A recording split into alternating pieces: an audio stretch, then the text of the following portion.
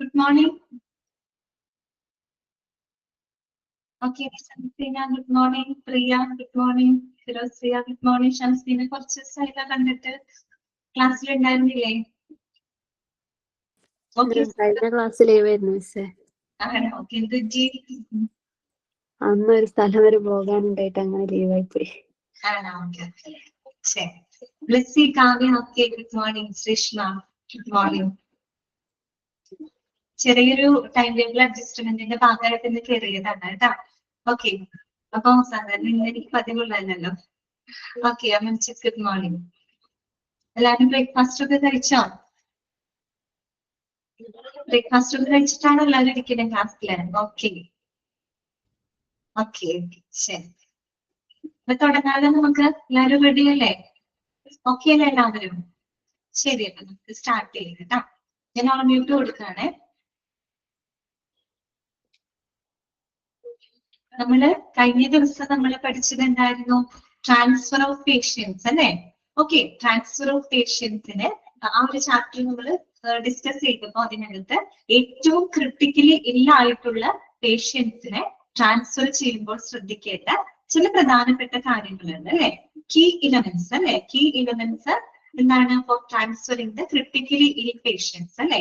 Critically ഇല്ലായിട്ടുള്ള പേഷ്യൻസിനെ transfer ചെയ്യുമ്പോൾ നമ്മൾ ശ്രദ്ധിക്കേണ്ട പ്രധാനപ്പെട്ട കാര്യങ്ങൾ എന്തൊക്കെയാണ് അല്ലെ? നമുക്ക് 6 പോയിന്റുകളാണ് ഇതിനകത്ത് പറയാനുള്ളത്. ഓൾറെഡി നമ്മൾ 2 പോയിന്റ്, 3 പോയിന്റുകളുടെ പകുതി വരെ നമ്മൾ പറഞ്ഞു നിർത്തിയിട്ടുണ്ട് അല്ലെ? ഒന്നാമത്തെ കീ എലമെന്റ് എന്തായിരുന്നു? Decision to transfer and communication അല്ലെ? പേഷ്യന്റിനെ എന്താണ് ട്രാൻസ്ഫർ ചെയ്യാൻ എടുക്കുന്ന തീരുമാനങ്ങളും communication with the receiving facility. Okay, അതായിരുന്നു ആദ്യത്തെ എലമെന്റ് എന്ന് പറയുന്നത്. സെക്കൻഡ് എലമെന്റ് എന്ന് പറഞ്ഞാൽ എന്താണ്? Pre transfer stabilization and preparation അല്ലെ? Pre transfer stabilization and preparation. That means നമുക്കറിയാം, നമ്മളൊരു ക്രിട്ടിക്കലി ഇല്ലാണ്ടുള്ള ഒരു പേഷ്യന്റിനെ ട്രാൻസ്ഫർ ചെയ്യുമ്പോൾ നമ്മൾ ശ്രദ്ധിക്കേണ്ട, അല്ലെങ്കിൽ അവർ പ്രിപ്പയർ ചെയ്യേണ്ട കുറെ കാര്യങ്ങളുണ്ട് അല്ലെ? പേജ് നമ്പർ ഒന്ന് മെൻഷൻ ചെയ്തു. ആരെങ്കിലും ഒന്ന് മെൻഷൻ ചെയ്തേ, പേജ് നമ്പർ എത്രയാണെന്നുള്ളത്. ഓക്കെ, അപ്പോ നമ്മൾ അത് പറഞ്ഞതിൽ 4 കാര്യങ്ങളാണ് നമ്മൾ പ്രിപ്പയർ ചെയ്യേണ്ടത് അല്ലെ? A B C D. A എന്ന് പറഞ്ഞാൽ എന്താണ്? എയർവേ ആണ്. ബി ഫോർ ബ്രീത്തിങ് ആണ്. സി ഫോർ സർക്കുലേഷൻ ആണ്. ആൻഡ് ഡി ഫോർ ഡിസേബിലിറ്റി ആണ്. ഓക്കെ, ഈ 4 കാര്യങ്ങളാണ് അവിടെ വരുന്നത്. ഓക്കെ, ദെൻ മൂന്നാമത് നമ്മുടെ കീ എലമെന്റ് എന്ന് പറയുന്നത് മോഡ് ഓഫ് ട്രാൻസ്പോർട്ട് ആണ്. എന്താണ്? മോഡ് ഓഫ് ട്രാൻസ്പോർട്ട് അഥവാ മെത്തേഡ് ഓഫ് ട്രാൻസ്പോർട്ട്. അപ്പൊ പ്രധാനമായിട്ടും 2 മെത്തേഡുകളാണ് അവിടെ ഉള്ളത്. ഫസ്റ്റ് വൺ വരുന്നത് ഗ്രൗണ്ട് ട്രാൻസ്പോർട്ട് ആണ്. സെക്കൻഡ് വൺ വരുന്നത് എയർ ട്രാൻസ്പോർട്ട് ആണ്. ഇതൊക്കെയാണ് ഗ്രൗണ്ട് ട്രാൻസ്പോർട്ട് ഉണ്ട്, എയർ ട്രാൻസ്പോർട്ട് ഉണ്ട്. അതിനകത്ത് നമ്മൾ ഗ്രൗണ്ട് ട്രാൻസ്പോർട്ടിനെ പറ്റിയാണ് കഴിഞ്ഞ ദിവസം നമ്മൾ ഡിസ്കസ് ചെയ്തത്.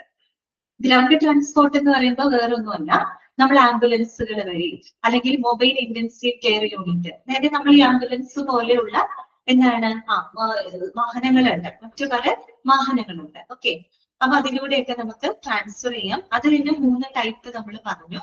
ബേസിക് ലൈഫ് സപ്പോർട്ട് ആംബുലൻസ്, അതുപോലെ അഡ്വാൻസ്ഡ് ലൈഫ് സപ്പോർട്ട് ആംബുലൻസ്, അതുപോലെ തന്നെ MIC, അതായത് മൊബൈൽ ഇന്റൻസീവ് കെയർ യൂണിറ്റ്. ഇതാണ് 3 എണ്ണം ഇതിനകത്ത് വരുന്നത്. ഓക്കെ, ഇനി നമുക്ക് പഠിക്കാനുള്ളത് എയർ ട്രാൻസ്പോർട്ട് ആണ് കേട്ടോ. എന്താണ്? Air transport. ഓക്കെ, എയർ ട്രാൻസ്പോർട്ടിനെ പറ്റി പറയുകയാണെങ്കിൽ എന്താണ് എയർ ട്രാൻസ്പോർട്ടിൽ നമുക്ക് പറയാനുള്ളത്? The use of air transport has been increasing in developed countries because of the advantage of swift transport by including specialized medical care. അപ്പൊ എയർ ട്രാൻസ്പോർട്ട് ചെയ്യുന്നതിന്റെ ഏറ്റവും വലിയൊരു അഡ്വാൻറ്റേജ് എന്ന് പറഞ്ഞാൽ എന്താണ്? സ്വിഫ്റ്റ് ട്രാൻസ്പോർട്ട് ആണ്. നമുക്ക് പെട്ടെന്ന് തന്നെ എന്ത് ചെയ്യാൻ പറ്റും? പേഷ്യന്റിനെ ട്രാൻസ്പോർട്ട് ചെയ്യാനായിട്ട് സാധിക്കും. അതും എങ്ങനെയാണ്? By including specialized medical care, അതായത് സ്പെഷ്യലൈസ്ഡ് മെഡിക്കൽ കെയർ ഫെസിലിറ്റിയോട് കൂടിയിട്ട് നമുക്ക് വളരെ പെട്ടെന്ന് തന്നെ സ്വിഫ്റ്റ് ആയിട്ട് തന്നെ നമുക്ക് എന്ത് ചെയ്യാൻ പറ്റും?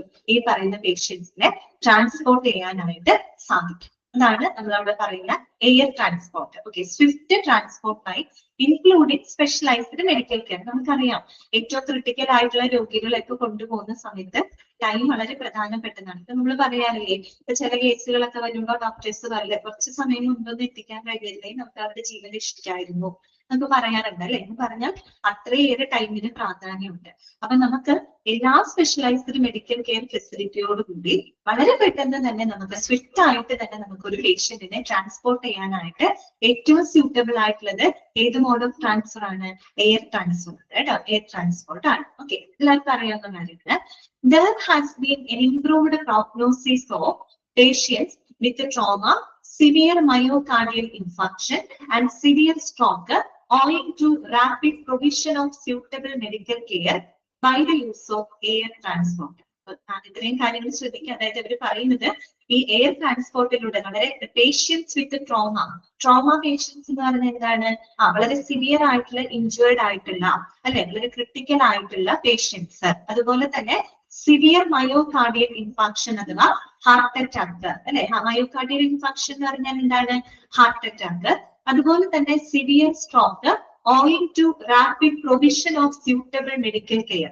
അതുപോലെ സിവിയർ ആയിട്ട് സ്ട്രോക്ക് വന്നിട്ടുള്ള ആളുകൾ അല്ലെ, സ്ട്രോക്ക് വന്നിട്ടുള്ള ആളുകളെ സംബന്ധിച്ച് അങ്ങനെയുള്ള ആളുകളെയൊക്കെ നമുക്ക് എയർ ട്രാൻസ്പോർട്ടിലൂടെ പെട്ടെന്ന് ഹോസ്പിറ്റലിൽ എത്തിക്കാൻ കഴിഞ്ഞത് കൊണ്ട് നമുക്ക് അവരെ ഇംപ്രൂവ് ചെയ്യാനായിട്ട് സാധിച്ചിട്ടുണ്ട്, നമുക്ക് അവരെ രക്ഷപ്പെടുത്താനായിട്ട് സാധിച്ചിട്ടുണ്ട്. എന്ന് വെച്ചാൽ അത്രയേ ഉള്ളൂ, എയർ ട്രാൻസ്പോർട്ടിലൂടെ അത്രയും വലിയൊരു ബെനിഫിറ്റ് ഉണ്ട് എന്നാണ് മനസ്സിലാക്കേണ്ടത്. അത് patients with trauma, severe myocardial infarction and severe stroke owing to rapid provision of suitable medical care by the use of air transport. Air ട്രാൻസ്പോർട്ടിലൂടെ ഇങ്ങനെയുള്ള ട്രോമ പേഷ്യന്റ്, അതുപോലെ തന്നെ ഹാർട്ട് അറ്റാക്ക് വന്നിട്ടുള്ള പേഷ്യൻസ്, സിവിയർ ആയിട്ടുള്ള സ്ട്രോക്ക് വന്നിട്ടുള്ള പേഷ്യൻസിനെയൊക്കെ നമുക്ക് എന്ത് ചെയ്യാൻ പറ്റിയിട്ടുണ്ട്? പെട്ടെന്ന് തന്നെ അവർക്ക് ആവശ്യമായിട്ടുള്ള മെഡിക്കൽ കെയർ കൊടുക്കാനായിട്ട് സാധിച്ചിട്ടുണ്ട്. ഓക്കെ, അത്രയും മനസ്സിലാക്കാം കേട്ടോ. ഇനി നോക്കാം, the patients who are more likely to get benefit from the air transport ആണ്.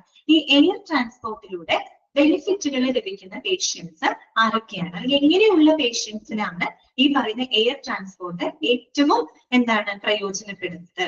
ഓക്കെ, അപ്പൊ അവിടെ 4 പോയിന്റുകൾ കൊടുത്തിട്ടുണ്ട്. അതിനകത്ത് കുറച്ച് മെഡിക്കൽ ടേംസുകളൊക്കെ വരുന്നുണ്ട്. അതെന്താണെന്നൊന്നും നിങ്ങളോട് ചോദിക്കില്ല, പക്ഷെ നിങ്ങൾ അത് മനസ്സിലാക്കി വെക്കണം കേട്ടോ. ഫസ്റ്റ് കാര്യം എന്താണ്? The patients with severe trauma and penetrating chest injuries, multi-system injuries, crush injuries of patients with unstable vital signs. കണ്ടോ? അപ്പൊ എങ്ങനെയുള്ള പേഷ്യൻസ് ആണ്? നമ്മൾ നേരത്തെ പറഞ്ഞതാണ്, പേഷ്യൻസ് വിത്ത് സിവിയർ ട്രോമ അല്ലെ, വളരെ സിവിയർ ആയിട്ടുള്ള ആക്സിഡന്റ് ഒക്കെ സംഭവിച്ച് ഭയങ്കരമായിട്ടുള്ള ഇഞ്ചുറി ഒക്കെ സംഭവിച്ചിട്ടുള്ള സിവിയർ ട്രോമ അല്ലെ, ട്രോമ മീൻസ് ആഘാതം അല്ലെങ്കിൽ ഗുരുതരമായിട്ടുള്ള പരിക്കുകൾ സംഭവിച്ചിട്ടുള്ള പേഷ്യൻസ്. അതുപോലെ തന്നെ penetrating chest injuries. Penetrating chest injuries എന്ന് പറഞ്ഞാൽ എന്താണ്? അതായത് നമ്മൾ ഈ പറയുന്ന പോലെ ചിലപ്പോൾ ഒരു ആക്സിഡന്റോ വല്ല പരിക്കുകളൊക്കെ പറ്റിക്കഴിഞ്ഞാൽ ചിലപ്പോൾ നമ്മുടെ റിബ്സുകളൊക്കെ ഒടിഞ്ഞ് ചിലപ്പോൾ നമ്മുടെ ചെസ്റ്റ് ക്യാവിറ്റിക്കകത്തേക്ക് തുളഞ്ഞു കയറുന്ന രീതിയിലുള്ള മുറിവുകളൊക്കെ സംഭവിക്കാം. അതൊക്കെ വളരെ ക്രിട്ടിക്കൽ ആയിട്ടുള്ള ഒരു അവസ്ഥയാണ്. ആള് പെട്ടെന്ന് മരണപ്പെട്ടു പോകും അല്ലെ. അപ്പൊ അങ്ങനെയുള്ള പെനിട്രേറ്റിംഗ് ചെസ്റ്റ് ഇഞ്ചുറീസ്. പിന്നെ മൾട്ടി സിസ്റ്റം ഇഞ്ചുറീസ്. നമ്മുടെ ഹ്യൂമൻ ബോഡിയിൽ ഒരുപാട് സിസ്റ്റംസ് ഉണ്ട് അല്ലെ, സർക്കുലേറ്ററി സിസ്റ്റം, അതുപോലെ റീപ്രൊഡക്റ്റീവ് സിസ്റ്റം, എല്ലാം ഒരുപാട് സിസ്റ്റങ്ങൾ ഉണ്ട് നമ്മുടെ ഹ്യൂമൻ ബോഡിക്കകത്ത് അല്ലെ. അങ്ങനെ ഒന്നിലേറെ സിസ്റ്റംസുകൾക്ക് ഇഞ്ചുറി സംഭവിക്കാം അല്ലെ. Multi system injuries. അതുപോലെ ക്രഷ് ഇഞ്ചുറീസ്, എന്തെങ്കിലും കംപ്രഷൻ വരുന്നത് മൂലം ഉണ്ടാകുന്ന അങ്ങനെയുള്ള ഇഞ്ചുറീസുകള്. അതുപോലെ patients with unstable vital signs അല്ലെ, അതായത് ഇപ്പൊ പെട്ടെന്ന് പ്രഷർ താഴ്ന്നു പോവുക അല്ലെ, അല്ലെങ്കിൽ ഈ പറയുന്ന പോലെ കുഴഞ്ഞു വീഴുക അല്ലെ, അല്ലെങ്കിൽ ഈ പറഞ്ഞ പോലെ BP കൂടുക, അങ്ങനെയൊക്കെ സംഭവിക്കുന്നു. ഓക്സിജൻ സാച്ചുറേഷൻ, ഓക്സിജന്റെ ലെവൽ താഴ്ന്നു പോയി പേഷ്യന്റ് പെട്ടെന്ന് അൺകോൺഷ്യസ് ആവാം അല്ലെ, ഇങ്ങനെയൊക്കെയുള്ള സിറ്റുവേഷൻസ് ഉണ്ടാകാറുണ്ട്. അപ്പൊ ഇത്തരത്തിലുള്ള രോഗികളെ ട്രാൻസ്പോർട്ട് ചെയ്യാനായിട്ട് ഏറ്റവും നല്ലത് എന്താണ്? എയർ ട്രാൻസ്പോർട്ട് ആണ്. ഓക്കെ, അപ്പൊ നമുക്ക് മനസ്സിലായല്ലോ. The patients with severe trauma and penetrating chest injuries, multi-system injuries, crush injuries of patients with unstable vital signs. Okay. രണ്ടാമത് വരുന്നത് എന്താണ്? The patients with acute coronary syndrome in crucial need of revascularization procedure, cardiac tamponade with hemodynamic compromise, cardiogenic shock in need of intra-aortic balloon pump, or other assisted devices. എന്നാണ് അവിടെ പറയുന്നത്? Patients വിത്ത് acute coronary syndrome. അതായത് ഇതിനെ പറ്റി നിങ്ങൾക്കറിയാം, കാഡിനെ പറ്റി നിങ്ങൾ കേട്ടിട്ടുണ്ടാവും അല്ലെ? നിങ്ങൾ മറ്റേ ഡിഫറെന്റ് ഡിപ്പാർട്ട്മെന്റ്സ് ഇൻ ഹോസ്പിറ്റലിൽ പഠിച്ചപ്പോ കാർഡിയോളജി നിങ്ങൾ പഠിച്ചിട്ടില്ലേ? കാഡിനെ പറ്റി പഠിച്ചിട്ടില്ലേ നിങ്ങള്? യെസ്, കൊറോണറി ആർട്ടറി ഡിസീസ് അല്ലെ? എന്താണ് സംഭവം? അതായത് നമ്മുടെ ഹാർട്ടിലേക്കുള്ള ആർട്ടറിയിലേക്ക് കൊറോണറി ആർട്ടറി ഉണ്ട് അല്ലെ? നമുക്കൊരു 2 കൊറോണറി ആർട്ടറി ഉണ്ട്. റൈറ്റ് കൊറോണറി ആർട്ടറി ഉണ്ട്, ലെഫ്റ്റ് കൊറോണറി ആർട്ടറി ഉണ്ട്. അപ്പോ നമ്മുടെ ഹാർട്ടിലൂടെ ഓക്സിജനേറ്റഡ് ബ്ലഡിനെ വഹിക്കുന്നതാണ് കൊറോണറി ആർട്ടറീസ് എന്ന് പറയുന്നത്. ഈ കൊറോണറി ആർട്ടറീസില് ഫാറ്റ് വന്ന് അടിഞ്ഞുകൂടാൻ അല്ലെ? നമ്മുടെ ഭക്ഷണത്തിലൂടെയും അങ്ങനെയൊക്കെ നമ്മളല്ലാതെ നമ്മുടെ ശരീരത്തിൽ നിന്നൊക്കെ പ്രൊഡ്യൂസ് ചെയ്യപ്പെടുന്നതായിട്ടുള്ള ഫാറ്റുകള് എന്ത് ചെയ്യുന്നു? ഈ ആർട്ടറിയില് വന്ന് അടിഞ്ഞുകൂടാൻ അല്ലെ? അടിഞ്ഞുകൂടുമ്പോൾ എന്ത് സംഭവിക്കും? അവിടെ ബ്ലോക്ക് ആവും അല്ലെ? ബ്ലോക്ക് ആയി കഴിഞ്ഞ് കഴിഞ്ഞാല് ഓക്സിജനേറ്റഡ് ബ്ലഡിന് എവിടേക്ക് എത്താൻ പറ്റില്ല? ഹാർട്ടിലോട്ട് എത്താനായിട്ട് സാധിക്കില്ല. സിവിയർ ആയിട്ടുള്ള ചെസ്റ്റ് പെയിൻ വരും. സ്വാഭാവികമായിട്ട് അത് ഹാർട്ട് അറ്റാക്കിലേക്ക് പോകും അല്ലെ? അപ്പൊ അങ്ങനെയുള്ള ഒരു അവസ്ഥയാണ് ഇത് കൊറോണറി ആർട്ടറി സിൻഡ്രം അല്ലെങ്കിൽ കൊറോണറി ആർട്ടറി ഡിസീസ് എന്ന് പറയുന്നത്. ഇത് ബ്ലോക്ക് വരെയാണ് അല്ലെ? അപ്പോ അങ്ങനെയുള്ള രോഗികളെ സംബന്ധിച്ച് in crucial need of revascularisation procedure, അങ്ങനെയുള്ള രോഗികൾക്ക് നമ്മൾ റീവാസ്കുലറൈസേഷൻ പ്രൊസീജിയറുകൾ ചെയ്യേണ്ടതായിട്ട് വരും. ദാറ്റ് മീൻസ് ഇപ്പൊ നമ്മൾ ആൻജിയോപ്ലാസ്റ്റി അല്ലെ, അതുപോലെ തന്നെ ബൈപ്പാസ് സർജറികള്, സ്റ്റെന്റ് ഇൻസ്റ്റാൾ ചെയ്യല്, ഇങ്ങനെയുള്ളതൊക്കെ എന്താണ്? റീവാസ്കുലറൈസേഷൻ പ്രൊസീജിയേഴ്സ് ആണ് അല്ലെ? അപ്പൊ അത്തരത്തിലുള്ള റീവാസ്കുലറൈസേഷൻ പ്രൊസീജിയറുകൾ ചെയ്യേണ്ടതായിട്ട് വരും. അല്ലെ? ആൻജിയോപ്ലാസ്റ്റി ആദ്യം ഇങ്ങനെ ബ്ലോക്ക് ഒക്കെ വന്നു കഴിഞ്ഞാല് ആദ്യം ഡോക്ടർ എന്ത് പറയും?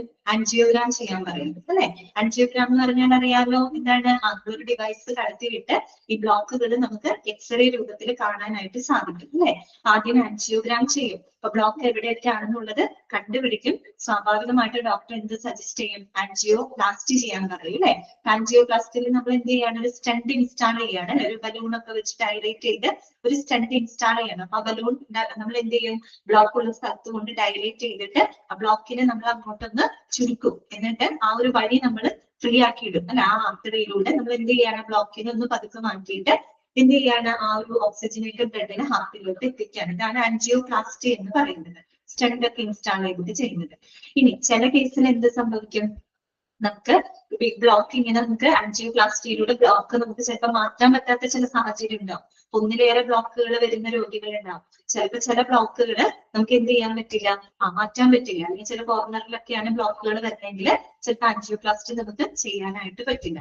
അങ്ങനെയുള്ള സിറ്റുവേഷനിൽ ഡോക്ടർ എന്ത് പറയും? ബൈപ്പാസ് സർജറി ചെയ്യാനായിട്ട് പറയും അല്ലെ?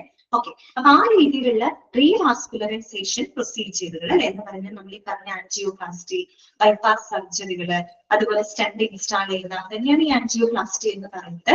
ഇങ്ങനെയുള്ള റീവാസ്കുലറൈസേഷൻ പ്രൊസീജിയറുകൾ ചിലപ്പോൾ നമുക്ക് ചെയ്യേണ്ടതായിട്ട് വരും. അപ്പൊ അങ്ങനെയുള്ള രോഗികൾ. ഓക്കെ, പിന്നെ അടുത്തത് എന്താണ് പറയുന്നത്? കാർഡിയാക് ടാംപുനേഡ് വിത്ത് ഹീമോഡൈനാമിക് കോംപ്രമൈസ്. എന്താണ് ഈ കാർഡിയാക് ടാംപുനേഡ് എന്ന് പറഞ്ഞു കഴിഞ്ഞാല്? നമ്മൾ കേട്ടിട്ടില്ലാത്തൊരു കാര്യമുണ്ട് അല്ലെ? കാർഡിയാക് ടാംപുനേഡ് എന്ന് പറഞ്ഞാല് നമ്മുടെ ഹാർട്ടിന് ചുറ്റുമുള്ള ഒരു സ്ഥലത്ത്, നമുക്കറിയാം നമ്മുടെ ഹാർട്ടിനെ പൊതിഞ്ഞു സൂക്ഷിക്കുന്ന ഒരു എന്തുണ്ട്? മെംബ്രെയിൻ ഉണ്ട്. നമ്മൾ പെരികാർഡിയം എന്നാണ് എന്ന് പറയാം. ഓക്കെ, അപ്പൊ നമ്മുടെ ഹാർട്ടിന് ചുറ്റുമുള്ള ഈ സാക്കിനകത്ത് ഫ്ലൂയിഡ് അക്യുമുലേറ്റ് ചെയ്യുമ്പോൾ, അതായത് ഈ ഒരു സാക്കിന് ചുറ്റും ഹാർട്ടിനെ പൊതിഞ്ഞു സൂക്ഷിക്കുന്ന ഒരു സാക്കാണ്, അതിനകത്ത് ഫ്ലൂയിഡ് അക്യുമുലേറ്റ് ചെയ്യേണ്ടത്. ഈ ഫ്ലൂയിഡ് ഇങ്ങനെ അക്യുമുലേറ്റ് ചെയ്ത് അതിനകത്ത് നിറയുന്ന എന്ത് സംഭവിക്കും? അത് ഹാർട്ടിനെ എന്ത് ചെയ്യും? കംപ്രസ് ചെയ്യും അല്ലെ? ഇതിനകത്ത് ചുറ്റും ഇങ്ങനെ ഇരിക്കുന്ന സാക്കിന്റെ അകത്ത് ഫ്ലൂയിഡ് വന്ന് നിറയുമ്പോ അക്യുമുലേറ്റ് ചെയ്യുമ്പോ അത് ഹാർട്ടിനെ കംപ്രസ് ചെയ്യും. അങ്ങനെ ഹാർട്ടിനെ കംപ്രസ് ചെയ്യുമ്പോൾ ഹാർട്ടിന് വളരെ ഇഫക്റ്റീവ് ആയിട്ട് ബ്ലഡ് പമ്പ് ചെയ്യാനുള്ള ആ ഒരു എബിലിറ്റി അവിടെ നഷ്ടപ്പെട്ടു പോകുകയാണ്. ഓക്കെ, ഇപ്പൊ നമ്മൾ കഴിഞ്ഞ ദിവസം ന്യൂമോതറാക്സിനെ പറ്റി പറഞ്ഞിരുന്നു അല്ലെ? അതായത് ഇതുപോലെ തന്നെയാണ് ലെൻസിന് ചുറ്റുമുള്ള ആ ഒരു കവറിങ്ങില് എയർ വരികയാണ്. എയർ കയറുമ്പോൾ എന്ത് സംഭവിക്കുകയാണ്? അത് ലെൻസിനെ പുഷ് ചെയ്യും. ദാറ്റ് മീൻസ് ലെൻസിനെ അത് കംപ്രസ് ചെയ്യും. അപ്പൊ ലെൻസ് കൊളാപ്സ് ആവാനുള്ള ചാൻസ് കൂടുതലാണ്. എന്നതുപോലെ തന്നെയാണ് ഇവിടെ. അതായത് ഹാർട്ടിന് ചുറ്റുമുള്ള സാക്കില് ഫ്ലൂയിഡ് അക്യുമുലേറ്റ് ചെയ്യുകയും അത് ഹാർട്ടിനെ കംപ്രസ് ചെയ്യും. ഹാർട്ടിനെ കംപ്രസ് ചെയ്യുമ്പോൾ ഹാർട്ട് ഫ്രീ അല്ല, കംപ്രഷൻ വരുന്നുണ്ട്. സ്വാഭാവികമായിട്ട് വളരെ ഇഫക്റ്റീവ് ആയിട്ട് ബ്ലഡ് പമ്പ് ചെയ്യാനുള്ള ആ ഒരു ഹാർട്ടിന്റെ എബിലിറ്റി അവിടെ നഷ്ടപ്പെടുന്നത്. ആ ഒരു അവസ്ഥയെയാണ് നമ്മൾ എന്ത് പറയുന്നത്? കാർഡിയാക് ടാംപോനേഡ് എന്ന് പറയുന്നത്. അതിനോടുകൂടി വിത്ത് ഹീമോഡൈനാമിക് കോംപ്രമൈസ്. ഹീമോഡൈനാമിക് കോംപ്രമൈസ് എന്ന് പറഞ്ഞാൽ എന്താണ്? ഈ ഹാർട്ടിന് പമ്പ്, നമുക്കറിയാം നമ്മുടെ പമ്പിങ് ഓർഗൻ ഹാർട്ടാണ്. ഹാർട്ട് കറക്റ്റ് ആയിട്ട് പമ്പ് ചെയ്തില്ലെങ്കിൽ ബ്ലഡ് സർക്കുലേഷൻ നടക്കില്ല. അപ്പൊ ഇങ്ങനെ എന്താണ്, പമ്പിങ് എബിലിറ്റി കുറയുമ്പോൾ സ്വാഭാവികമായിട്ട് എന്ത് സംഭവിക്കും? The blood circulation is impaired, അല്ലെ? ബ്ലഡ് സർക്കുലേഷൻ അവിടെ കുറയും. That leading to the inadequate blood supply and oxygen delivery to vital organs. സ്വാഭാവികമായിട്ടും ഈ പറയുന്ന ബ്ലഡ് ഫ്ലോ എന്താകുന്നു? അതായത് ശരിയായ രീതിയിൽ ബ്ലഡ് ഫ്ലോ നടക്കാണ്ട് വരും, അല്ലെ? നടക്കാണ്ട് വരികയും അതുപോലെ തന്നെ നമ്മുടെ വൈറ്റൽ ഓർഗൻസിന്, നമ്മുടെ ഇന്റേണൽ ഓർഗൻസിന് ആവശ്യത്തിനുള്ള ഓക്സിജൻ ഡെലിവറി അവിടെ നഷ്ടപ്പെടും, ഓക്സിജൻ വിതരണം അവിടെ നഷ്ടപ്പെടും. ഓക്കെ, അതാണ് അവിടെ സംഭവിക്കുന്നത്. നമുക്കറിയാം നമ്മുടെ ബ്ലഡിലൂടെയാണ് എന്താണ് നമ്മുടെ ശരീരത്തിന്റെ വിവിധ ഭാഗങ്ങൾക്ക് ആവശ്യമായിട്ടുള്ള ഓക്സിജൻ സമ്മർദ്ദം നടക്കുന്നത് ബ്ലഡിലൂടെയാണ്, ആണല്ലോ. ഓക്കെ, അപ്പൊ ഈ blood circulation impaired, that will leading to the inadequate blood flow and oxygen delivery to the vital organs. അപ്പൊ വൈറ്റൽ ഓർഗൻസിന് എന്ത് കിട്ടില്ല? ആവശ്യത്തിനുള്ള ഓക്സിജൻ വിതരണം അവിടെ തടസ്സപ്പെടും. അതാണ് ഹീമോഡൈനാമിക് കോംപ്രമൈസ്. അത് ഈ പറയുന്ന കാർഡിയാക് ടാംബോനൈഡിനെ തുടർന്ന് വരുന്ന ഒരു അവസ്ഥയാണ് അങ്ങനെയുള്ള പേഷ്യൻസ്. പിന്നെ അടുത്തത് എന്താണ്? Cardiogenic shock in need of intra aortic balloon pump or other assisted devices. Cardiogenic shock. Cardiogenic shock എന്ന് പറഞ്ഞാൽ ഒരു ലൈഫ് ത്രെട്ടനിങ് ആയിട്ടുള്ള ഒരു കണ്ടീഷൻ ആണ്. That means the heart cannot pump enough blood to meet the body's needs. അതായത് ഇതേപോലത്തെ കാര്യങ്ങൾ തന്നെ, അതായത് നമ്മുടെ ബോഡിയുടെ നീഡ്സുകൾ, നമ്മുടെ ബോഡിയുടെ ആവശ്യങ്ങൾ നിറവേറ്റാനായിട്ട് ഒരു ആവശ്യത്തിനുള്ള ഇനഫ് ബ്ലഡ് എന്താണ് പമ്പ് ചെയ്യാൻ പറ്റാത്ത ആ ഒരു ക്രിട്ടിക്കൽ ആയിട്ടുള്ള ഒരു ലൈഫ് ത്രെട്ടനിങ് കണ്ടീഷനെയാണ് നമ്മൾ കാർഡിയോജനിക് ഷോക്ക് എന്ന് പറയുന്നത്. It is a life threatening condition ആണ് in which heart cannot pump enough blood to meet the body's needs. നമ്മുടെ ബോഡിയുടെ ആവശ്യത്തിന് മീറ്റ് ചെയ്യാൻ പാകത്തിന് ഇനഫ് ആയിട്ടുള്ള ബ്ലഡ് ഹാർട്ടിന് പമ്പ് ചെയ്യാൻ പറ്റാത്ത ഒരു വളരെ ലൈഫ് ത്രെട്ടനിങ് ആയിട്ടുള്ള ഒരു കണ്ടീഷനെയാണ് നമ്മൾ കാർഡിയോജനിക് ഷോക്ക് എന്ന് പറയുന്നത്. അപ്പൊ ഇങ്ങനെയുള്ള കാർഡിയോജനിക് ഷോക്ക് പോലെയുള്ള ക്രിട്ടിക്കൽ സിറ്റുവേഷനിൽ നമ്മൾ ഉപയോഗിക്കുന്ന ഒരു മെഡിക്കൽ ഡിവൈസ് ആണ് intra aortic balloon pump. IABP എന്നാണ് നമ്മൾ ചുരുക്കി പറയുക. IABP, intra aortic balloon pump. അത് സ്റ്റണ്ട് അല്ലാട്ടോ, അത് വേറൊരു സംഭവമാണ്. ഇൻട്രാ അയോർട്ടിക് ബലൂൺ പമ്പ് എന്ന് പറഞ്ഞു കഴിഞ്ഞാൽ it is a medical device ആണ് that is used to support the heart in critical situations. അതായത് വളരെ ക്രിട്ടിക്കൽ സിറ്റുവേഷൻസ് സമയത്ത് നമ്മൾ ഹാർട്ടിനെ സപ്പോർട്ട് ചെയ്യുന്നതിന് വേണ്ടിയിട്ട് ഉപയോഗിക്കുന്ന ഒരു ഡിവൈസ് ആണത്. ഇത് IABP അഥവാ ഇൻട്രാ അയോർട്ടിക് ബലൂൺ പമ്പ് എന്ന് പറയുന്നത്. അതോടൊപ്പം അതർ അസിസ്റ്റഡ് മറ്റുള്ള ഡിവൈസസുകൾ ഉപയോഗിക്കും. അപ്പൊ കാര്യം മനസ്സിലായോ നിങ്ങൾക്ക്? അങ്ങനെയുള്ള പേഷ്യൻസിനായിട്ട് ട്രാൻസ്പോർട്ട് ചെയ്യാനായിട്ട് ഏറ്റവും സ്യൂട്ടബിൾ ആയിട്ടുള്ളത് ഏത് മോഡ് ഓഫ് ട്രാൻസ്ഫർ ആണ്? എയർ ട്രാൻസ്ഫർ ആണ്. ഓക്കെ, ക്ലിയർ ആയല്ലോ? അതാണ് നമ്മൾ പറയുന്നത്. The patients with the acute coronary syndrome in crucial need of revascularization procedure, cardiac tamponade with the hemodynamic compromise, cardiogenic shock in need of intra-aortic balloon pump or other assisted devices. Okay, clear ആണോ പറഞ്ഞത്? Okay ആണോ? അതായത് cardiac tamponade എന്ന് പറഞ്ഞാൽ വേറൊന്നും അല്ല. Cardiac tamponade എന്ന് പറഞ്ഞു കഴിഞ്ഞാല് നമ്മൾ ഈ ഹാർട്ടിന് ചുറ്റുമുള്ള ഒരു സാക്ക് ഉണ്ട്, ഹാർട്ടിനെ കവർ ചെയ്യുന്നത്. നമ്മുടെ എല്ലാ അവയവങ്ങൾക്കും ഉണ്ട്. ഇപ്പൊ നമ്മുടെ ശ്വാസകോശത്തിന് ആവരണം ചെയ്യുന്ന ഒരു കവറിംഗ് ആണ് പ്ലൂറ എന്ന് പറയുന്നത്. അതുപോലെ നമ്മുടെ ഹാർട്ട് ഉണ്ടല്ലോ, നമ്മുടെ ഹാർട്ടിനെ കവർ ചെയ്യുന്ന ഒരു ആവരണമുണ്ട്, ഒരു സാക്ക് ഉണ്ട്. നിങ്ങൾ ക്ലാസ് ശ്രദ്ധിച്ച് കേൾക്കാട്ടോ. ഞാനൊരു കാര്യം 2-3 പ്രാവശ്യം റിപ്പീറ്റ് ചെയ്ത് പറയുന്നുണ്ട്. ഓക്കെ, നമ്മൾ ദയവേത് ശ്രദ്ധിച്ച് കേൾക്കാം. നമ്മൾ ഒരാൾക്കോ രണ്ടാൾക്കോ വേണ്ടി ഒരുപാട് തവണ റിപ്പീറ്റ് ചെയ്യുമ്പോൾ മറ്റുള്ളവർക്ക് അത് ബോറിംഗ് ആയിട്ട് തോന്നും. ക്ലാസ് ശ്രദ്ധിച്ച് കേൾക്കാം കേട്ടോ. ജസ്റ്റ് ഒന്നും കൂടെ ഞാൻ പറയാണ്. കാർഡിയാക് ടാംപോനേഡ് എന്ന് പറഞ്ഞാല് നമ്മുടെ ഹാർട്ടിന് ചുറ്റുമായിട്ട് ഒരു സാക്ക് ഉണ്ട്. ഓക്കെ, അതിനൊരു കവറിംഗ് ഉണ്ട്. ഈ കവറിങ്ങിനകത്ത് ഫ്ലൂയിഡ് അക്യുമുലേറ്റ് ചെയ്യാണ്. ഈ ഫ്ലൂയിഡ് ഇങ്ങനെ ആവശ്യത്തിൽ കൂടുതൽ നിറഞ്ഞു വരുമ്പോ അത് എന്തിനെ കംപ്രസ് ചെയ്യും? ഹാർട്ടിനെ കംപ്രസ് ചെയ്യും. കാരണം ഹാർട്ടിന് ചുറ്റുമുള്ള ഒരു ആവരണം, അതിൽ ഇങ്ങനെ ഫ്ലൂയിഡ് ഇങ്ങനെ നിറഞ്ഞു വരുമ്പോൾ ഹാർട്ടിന് എന്ത് ചെയ്യും? കംപ്രസ് ചെയ്യും. അപ്പൊ ഹാർട്ടിന് എന്ത് ചെയ്യാൻ പറ്റില്ല? ഇഫക്റ്റീവ് ആയിട്ട് ബ്ലഡ് പമ്പ് ചെയ്യാനായിട്ട് പറ്റില്ല. നമ്മുടെ പമ്പിങ് ഓർഗൻ ഹാർട്ടാണ് അല്ലെ. ഹാർട്ടിന് എന്ത് ചെയ്യാൻ പറ്റില്ല? ഇഫക്റ്റീവ് ആയിട്ട് പമ്പ് ചെയ്യാനായിട്ട് പറ്റില്ല. പമ്പ് ചെയ്യാൻ പറ്റാത്ത ആ ഒരു അവസ്ഥയാണ് എന്ത്? കാർഡിയാക് ടാംപോനേഡ് എന്ന് പറയുമ്പോൾ. അപ്പൊ ഈ പമ്പ് ചെയ്യാൻ പറ്റാതെ വരുന്ന എന്ത് സംഭവിക്കും? ബ്ലഡ് സർക്കുലേഷൻ അവിടെ കുറയും അല്ലെ. ബ്ലഡ് സർക്കുലേഷൻ കുറയും. അപ്പൊ എന്ത് ചെയ്യാൻ പറ്റില്ല? ബ്ലഡ് ഫ്ലോ ശരിയായ രീതിയിൽ നടക്കില്ല. ബ്ലഡ് ഫ്ലോ നടക്കാതിരുന്നു കഴിഞ്ഞാൽ നമ്മുടെ ശരീരത്തിന്റെ വിവിധ അവയവങ്ങൾക്ക് ആവശ്യമായിട്ടുള്ള ഓക്സിജൻ സപ്ലൈ ലഭിക്കില്ല. മനസ്സിലായോ? അതാണ് അവിടെ ഉദ്ദേശിക്കുന്നത്. കാർഡിയാക് ടാങ്കിന്റെ വിത്ത് ഹീമോഡൈനാമിക് കോംപ്രമൈസ്. അപ്പൊ ഇങ്ങനെയുള്ള പേഷ്യൻസിനെ നമ്മൾ ഏത് രീതിയിലാണ് ട്രാൻസ്പോർട്ട് ചെയ്യുന്നത്? എയർ ട്രാൻസ്പോർട്ടിലൂടെയാണ് ചെയ്യുന്നത് കേട്ടോ. ഇപ്പൊ ഓക്കെ അല്ലേ? നിങ്ങൾക്ക് ക്ലിയർ അല്ലേ പറഞ്ഞ കാര്യങ്ങൾ? ഓക്കെ. നെക്സ്റ്റ് വരുന്നതാണ് ദ പേഷ്യൻസ് ഡ്യൂ. അതെന്താണെന്ന് ഒന്നും നിങ്ങളോട് ചോദിക്കില്ല കേട്ടോ. ഈ പറഞ്ഞു പോയത് കാരണം കൊണ്ട് ജസ്റ്റ് നിങ്ങളുടെ അറിവിലേക്ക് പറഞ്ഞു കേട്ടോ. അടുത്തതാണ് the patients due to receive organ transplant. അതുപോലെ തന്നെ ഈ ഓർഗൻ ട്രാൻസ്പ്ലാന്റേഷൻ ഒക്കെ കഴിഞ്ഞിട്ടുള്ള പേഷ്യൻസിലെ അവർക്ക് ട്രാൻസ്പോർട്ട് ചെയ്യുന്ന ഏറ്റവും നല്ലത് ഏതാണ്? എയർ ട്രാൻസ്പോർട്ട് ആണ് കേട്ടോ. പിന്നെ അടുത്തത് എന്താണ്? ക്രിട്ടിക്കലി ഈ high risk medical or surgical patients. അതായത് വളരെ ക്രിട്ടിക്കലി റിസ്ക് ആയിട്ടുള്ള patients, critically in high risk medical or surgical patients, അതായത് വളരെ ക്രിട്ടിക്കൽ ആയിട്ടുള്ള പേഷ്യൻസ്, അതായത് ഇപ്പൊ സർജറി ഒക്കെ കഴിഞ്ഞിട്ടുള്ള അല്ലെങ്കിൽ ക്രിട്ടിക്കൽ കെയർ ആവശ്യമായിട്ടുള്ള ഹൈ റിസ്ക് ആയിട്ടുള്ള മെഡിക്കൽ കെയർ ഒക്കെ ആവശ്യമായിട്ടുള്ള പേഷ്യൻസിനെയൊക്കെ കൊണ്ടുപോകാൻ വേണ്ടിയിട്ട് ഏറ്റവും നല്ലത് ഏതാണ്? Air transport. നമ്മൾ അവിടെ പഠിച്ച കാര്യം ഇത്രയേ ഉള്ളൂ. എയർ ട്രാൻസ്പോർട്ടിലൂടെ ബെനിഫിറ്റ് ലഭിക്കുന്ന പേഷ്യൻസ് ആരൊക്കെയാണ്? അതാണ് നമ്മൾ പറഞ്ഞത്. എന്തൊക്കെയാണ്? The patients with severe trauma, penetrating chest injuries, multi system injuries, crush injuries of patients with unstable vital signs. അതുപോലെ തന്നെ the patients with acute coronary syndrome in crucial need of revascularization procedure, cardiac tamponade with hemodynamic compromise, cardiogenic shock in need of intra-aortic balloon pump or other assisted devices. Third one, patients due to receive organ transplant. Then നാലാമത്തത് critically ill high risk medical or surgical patients. Okay, clear ആണോ? ഒന്ന് വായിച്ചു നോക്കി നിങ്ങളുടെ question വായിച്ചു നോക്കി.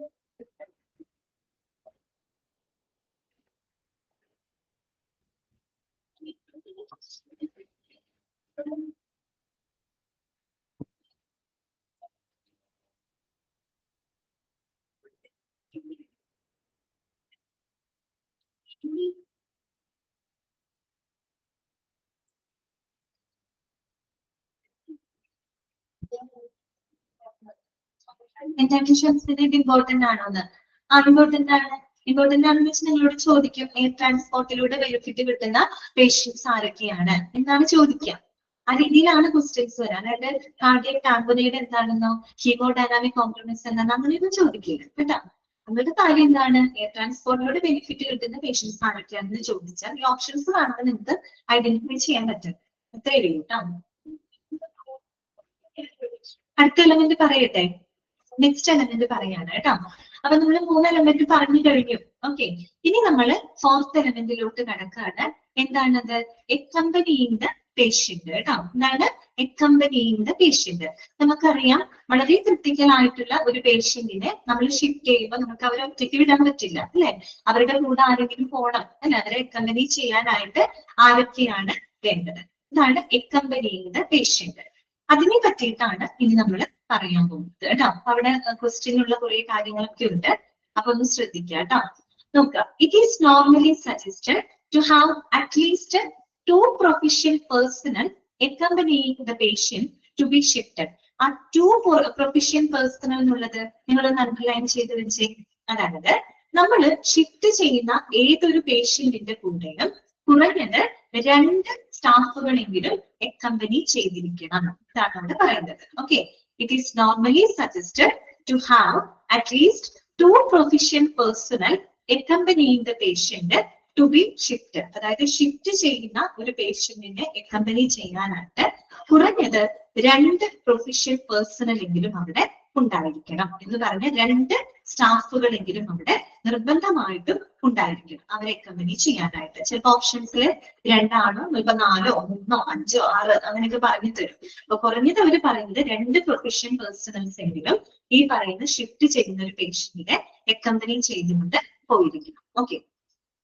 The care needed by each patient in the course of transfer that relies on the level of patient's critical care dependency and correspondingly are divided into. അതായത് നമ്മൾ ഈ പറയുന്ന നമ്മൾ ഈ ട്രാൻസ്ഫർ ചെയ്യുന്ന ഓരോ പേഷ്യന്റിനും ആവശ്യമായിട്ടുള്ള പരിചരണം എന്ന് പറയുന്നത് അത് ഓരോ പേഷ്യന്റിന്റെയും ക്രിട്ടിക്കൽ കെയർ ലെവലിനനുസരിച്ചിട്ടാണ് ഇരിക്കുന്നത്. ശരിയല്ലേ? എല്ലാ പേഷ്യൻസിനും ഒരേ കണ്ടീഷൻ ആയിരിക്കില്ല. ചില പേഷ്യൻസിന് നമുക്കൊരു ക്രിട്ടിക്കൽ കെയർ കൊടുക്കേണ്ട ചില പേഷ്യൻസ് ഉണ്ട്, ചിലവർക്ക് അത്ര ക്രിട്ടിക്കൽ കെയർ വേണമെന്നുണ്ടായിരിക്കില്ല. അപ്പൊ ഓരോരുത്തരുടെയും ഓരോ പേഷ്യന്റിന്റെയും ക്രിട്ടിക്കൽ കെയർ ലെവലിനനുസരിച്ചിട്ടാണ് നമ്മൾ എന്ത് ചെയ്യുന്നത്, അവരുടെ ആ ഒരു കെയർ എത്രത്തോളം കെയർ അവർക്ക് ആവശ്യമുണ്ടെന്ന് നമ്മൾ തീരുമാനിക്കുന്നത് അവരുടെ ആ ക്രിട്ടിക്കാലിറ്റിക്ക് അനുസരിച്ചിട്ടാണ് കേട്ടോ. ഓക്കെ. അപ്പൊ അതിന് നമ്മൾ പ്രധാനമായിട്ടും 4 ആയിട്ട് ഡിവൈഡ് ചെയ്തിട്ടുണ്ട്. അത് ഇമ്പോർട്ടന്റ് ആണ് കേട്ടോ. 4 ഡിവിഷൻസ് അവിടെ പറയുന്നുണ്ട്. ലെവൽ 0 ആ ക്രിട്ടിക്കൽ കെയർ ലെവലാണ് പറയുന്നത്. ഓക്കെ. ക്രിട്ടിക്കൽ കെയർ ലെവല് 4 എണ്ണാണുള്ളത്. ലെവൽ 0, 1, 2, 3. 4 എന്ന് പറയുമ്പോൾ 4 വരെ ഇല്ല, നമ്മൾ 0യിൽ നിന്നാണ് കൗണ്ട് ചെയ്യുന്നത് കേട്ടോ. 1 തൊട്ടല്ല നമ്മൾ കൗണ്ട് ചെയ്യുന്നത്, 0 തൊട്ടാണ് കൗണ്ട് ചെയ്യുന്നത്. So level 0, 1, 2, 3. അപ്പൊ 4 ലെവൽസുകളുണ്ട് കേട്ടോ. നിങ്ങൾ അവിടെ ശ്രദ്ധിക്കേണ്ട കാര്യം ഓരോ ലെവലുകള് എങ്ങനെയുള്ള ക്രിട്ടിക്കൽ കെയർ ആണ് എന്നുള്ളത് നോക്കുക. ഓരോ ലെവലിലും എത്രത്തോളം ക്രിട്ടിക്കാലിറ്റി ആണ് എന്നുള്ളത് നമ്മൾ നോക്കുക. അതുപോലെ ഓരോ ലെവലിലും ആരൊക്കെയാണ് പേഷ്യന്റിന്റെ കൂടെ അക്കമ്പനി ചെയ്യുന്നത്. ഈ 2 കാര്യങ്ങൾ ഫോക്കസ് ചെയ്തിട്ട് വേണം നിങ്ങൾ അത് പഠിക്കാനായിട്ട്. അങ്ങനെയാണ് അവിടെ നിന്ന് ക്വസ്റ്റ്യൻസ് വരിക. മനസ്സിലായോ? അതായത് ഒരു ക്രിട്ടിക്കാലിറ്റി തന്നിട്ട് ഇത് ലെവൽ 0 പേഷ്യന്റ് ആണോ, ലെവൽ 1 ആണോ, ലെവൽ 2 ആണോ അങ്ങനെ ചോദിച്ചാൽ നിങ്ങൾക്ക് അറിയണം. ഇനി ഇപ്പൊ നിങ്ങളോട് ചോദിക്കാണ് ലെവൽ 2 പേഷ്യന്റിന്റെ കൂടെ അക്കമ്പനി ചെയ്യേണ്ടത് ആരാണ് എന്ന് ചോദിച്ചു കഴിഞ്ഞാൽ നിങ്ങൾക്ക് അറിയണം. അപ്പൊ ആ രീതിയിലാണ് നിങ്ങൾ അവിടെ പഠിക്കേണ്ടത്. ഓക്കെ. അപ്പൊ ആദ്യം നമുക്ക് നോക്കാം ലെവൽ 0. 0 എന്താ പറയുന്നത്? It consist of the patients who can be managed at the ward level. ആ വാർഡ് ലെവൽ എന്നുള്ളത് അണ്ടർലൈൻ ചെയ്തേ. Ward level in a hospital and are normally not needed to be accompanied by any specialized person. അപ്പൊ not needed to be accompanied by any specialized person എന്നുള്ളതും underline ചെയ്യാം. Ward level എന്നുള്ളതും underline ചെയ്യാം. അത് നിങ്ങൾ focus ചെയ്യുക. അതായത് level 0 patients എന്ന് പറഞ്ഞാൽ എങ്ങനെയുള്ള പേഷ്യൻസ് ആണ്? അതായത് വാർഡ് ലെവലിൽ നമുക്ക് മാനേജ് ചെയ്യാനായിട്ട് സാധിക്കുന്ന പേഷ്യൻസിനെയാണ് നമ്മൾ ലെവൽ 0 പേഷ്യൻസ് എന്ന് പറയുന്നത്. അങ്ങനെയുള്ള പേഷ്യൻസിന്റെ കൂടെ ആരും തന്നെ അക്കമ്പനി ചെയ്യേണ്ട ആവശ്യം വരുന്നില്ല. ആരും തന്നെ അക്കമ്പനി ചെയ്യേണ്ട ഒരു ആവശ്യം അവിടെ വരുന്നില്ല. ഓക്കെ ആണോ? ലെവൽ 0 മനസ്സിലായോ? അതായത് it consist of the patients who can be managed at the ward level in a hospital and are normally not needed to be accompanied by any specialized person. അതായത് നമുക്കൊരു വാർഡ് ലെവലില് മാനേജ് ചെയ്യാനായിട്ട് സാധിക്കുന്ന എന്താണ് പേഷ്യൻസിനെയാണ് നമ്മൾ level 0 patients എന്ന് പറയുന്നത്. അങ്ങനെയുള്ള പേഷ്യൻസിന്റെ കൂടെ ആരും തന്നെ അക്കമ്പനി ചെയ്യേണ്ട ആവശ്യം വരുന്നില്ല. ഓക്കെ. അതിനെയാണ് ലെവൽ 0 പേഷ്യൻസ് എന്ന് പറയുന്നത്. ലെവൽ 0 എന്ന് പറയുന്നത് നോട്ട് ചെയ്ത് വെക്കാം. അടുത്തതാണ് ലെവൽ 1. ഓക്കെ. ലെവൽ 1 എങ്ങനെയുള്ള പേഷ്യൻസ് ആണ് നോക്കിയേ. It consist of those patients who are in deteriorating condition in the course of the transfer but can be managed in an acute ward setting. acute ward setting എന്നുള്ളത് underline ചെയ്യാം. Okay. by the support of the critical care team. ആ full sentence നിങ്ങളൊന്ന് underline ചെയ്ത് വെക്കുക കേട്ടോ. എന്താണ് അവിടെ പറയുന്നത്? ലെവൽ 1 പേഷ്യന്റ് എന്ന് പറഞ്ഞാൽ എങ്ങനെയുള്ള പേഷ്യന്റ് ആണ്? അതായത് നമ്മൾ ട്രാൻസ്ഫർ ചെയ്യുന്ന സമയത്ത് സ്ഥിതി മോശമാവാൻ സാധ്യതയുള്ള പേഷ്യൻസ് ആണ്. ഡിറ്റീരിയോറേറ്റ് എന്ന് വെച്ചാൽ വഷളാവാന്നുള്ള അർത്ഥമുണ്ട് കേട്ടോ. എന്ന് പറഞ്ഞാൽ നമ്മൾ ട്രാൻസ്ഫർ ചെയ്യുന്ന സമയത്ത് അവരുടെ ഹെൽത്ത് കണ്ടീഷൻ മോശമാവാൻ സാധ്യതയുള്ള ഒരു പേഷ്യന്റ് ആണ്. പക്ഷേ അങ്ങനെയുള്ള ഒരു പേഷ്യന്റിന് നമുക്കൊരു ക്രിട്ടിക്കൽ കെയർ ടീമിന്റെ പിന്തുണയോടെ ഒരു അക്യൂട്ട് വാർഡ് സെറ്റിംഗ്സിൽ നമുക്ക് അവരെ മാനേജ് ചെയ്യാനായിട്ട് സാധിക്കും. വെറും വാർഡ് സെറ്റിംഗ് അല്ല, കുറച്ചും കൂടെ അക്യൂട്ട് വാർഡ് സെറ്റിംഗ് എന്ന് പറയുമ്പോൾ കുറച്ചും കൂടെ ഒരു ക്രിട്ടിക്കൽ കെയർ ഒക്കെ കൊടുക്കുന്ന രീതിയിലുള്ള ഒരു വാർഡ് സെറ്റിംഗില് ഒരു എന്താ പറയുക ക്രിട്ടിക്കൽ കെയർ ടീമിന്റെ പിന്തുണയിലൂടെ നമുക്ക് അവരെ മാനേജ് ചെയ്യാനായിട്ട് സാധിക്കും. അങ്ങനെയുള്ള പേഷ്യന്റിനെയാണ് നമ്മൾ ലെവൽ 1 പേഷ്യൻസ് എന്ന് പറയുന്നത്. ഇവരുടെ കൂടെ ആരാണ് അക്കമ്പനി ചെയ്യുന്നത് നോക്കിയേ. These usually should be accompanied by a paramedic and trained nurse കേട്ടോ. പാരാമെഡിക് ആൻഡ് എന്നാണ്, പാരാമെഡിക് ആൻഡ് ട്രെയിൻഡ് നഴ്സ്. ഇങ്ങനെയുള്ളവരുടെ കൂടെ ആരാണ് അക്കമ്പനി ചെയ്യുന്നത്? ഒരു പാരാമെഡിക് സ്റ്റാഫ് ഉണ്ടായിരിക്കണം, പിന്നെ ഒരു ട്രെയിൻഡ് നഴ്സും ആണ് ഇങ്ങനെയുള്ള പേഷ്യന്റിനെ അക്കമ്പനി ചെയ്യുന്നത്. പാരാമെഡിക് സ്റ്റാഫ് എന്ന് പറയുമ്പോൾ ആംബുലൻസ് സർവീസിലൊക്കെ നിങ്ങൾ കണ്ടിട്ടാണ്. ഫസ്റ്റ് റെസ്പോണ്ടേഴ്സ് ഒക്കെ ഇല്ലേ, അതായത് അതായത് എമർജൻസിയിലുള്ള പേഷ്യൻസിനെയൊക്കെ കൊണ്ടുപോകാനായിട്ട് ട്രെയിൻഡ് ആയിട്ടുള്ള സ്റ്റാഫുകളാണ്. അതെയാണ് പാരാമെഡിക് സ്റ്റാഫ് എന്ന് പറയുന്നത് കേട്ടോ. അപ്പൊ ഈ പാരാമെഡിക് സ്റ്റാഫുകൾ ട്രെയിൻഡ് നഴ്സ് ഒക്കെയാണ് അവരുടെ കൂടെ അക്കമ്പനി ചെയ്യുന്നത് കേട്ടോ. ഓക്കെ, അപ്പൊ ആ ലെവലൊക്കെ ഒന്ന് നോട്ട് ചെയ്ത് വെക്കാം. അടുത്തതാണ് ലെവൽ 2. ലെവൽ 2 ആണ് കേട്ടോ. ലെവൽ 2ന്റെ പ്രത്യേകത എന്താന്ന് നോക്കിയേ. It consist of patients who are in need of observation or intervention for the failure of a single organ system. ഉണ്ടോ? അപ്പൊ സിംഗിൾ ഓർഗൻ സിസ്റ്റം അതിന്റെ ഫെയിലിയർ അല്ലെ. അപ്പൊ അവിടെ നട്ടലൈൻ ചെയ്ത് വെച്ചേ. അതായത് എന്താണ് മത്സ്യത്തിന് ഒരു ഡൗട്ട് ഉണ്ടാവും. അതായത് നമ്മൾ ഏതെങ്കിലും ഒരു സിംഗിൾ ഓർഗൻ സിസ്റ്റം തകരാറിലായിട്ടുള്ള അങ്ങനെയുള്ള പേഷ്യൻസിന് നമുക്ക് ഒരു ക്ലോസ് ഒബ്സർവേഷൻസും സ്ക്രീൻ വർക്കിംഗ് ആണല്ലോ. സ്ക്രീൻ പ്രശ്നമുണ്ടോ? ഷെയർ ചെയ്തിട്ടുണ്ടല്ലോ, എല്ലാവർക്കും ഓക്കെ അല്ലേ? ഓക്കെ ആണ്. അമൽജിത്തെ ഒരു കാര്യം ചെയ്തേ, ചിലപ്പോ റേഞ്ചിന്റെ ഇഷ്യൂ ആയിരിക്കും. ഒന്ന് ലെഫ്റ്റ് ചെയ്തിട്ട് ഒന്നുകൂടെ ഒന്ന് ജോയിൻ ചെയ്ത് നോക്കുക കേട്ടോ. വേറെ ഇഷ്യൂസ് ഒന്നുമില്ല. ഓക്കെ,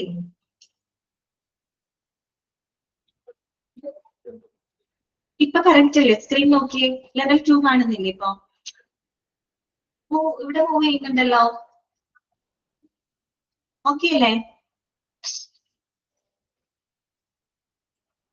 മൂവ് ചെയ്യുന്നില്ല.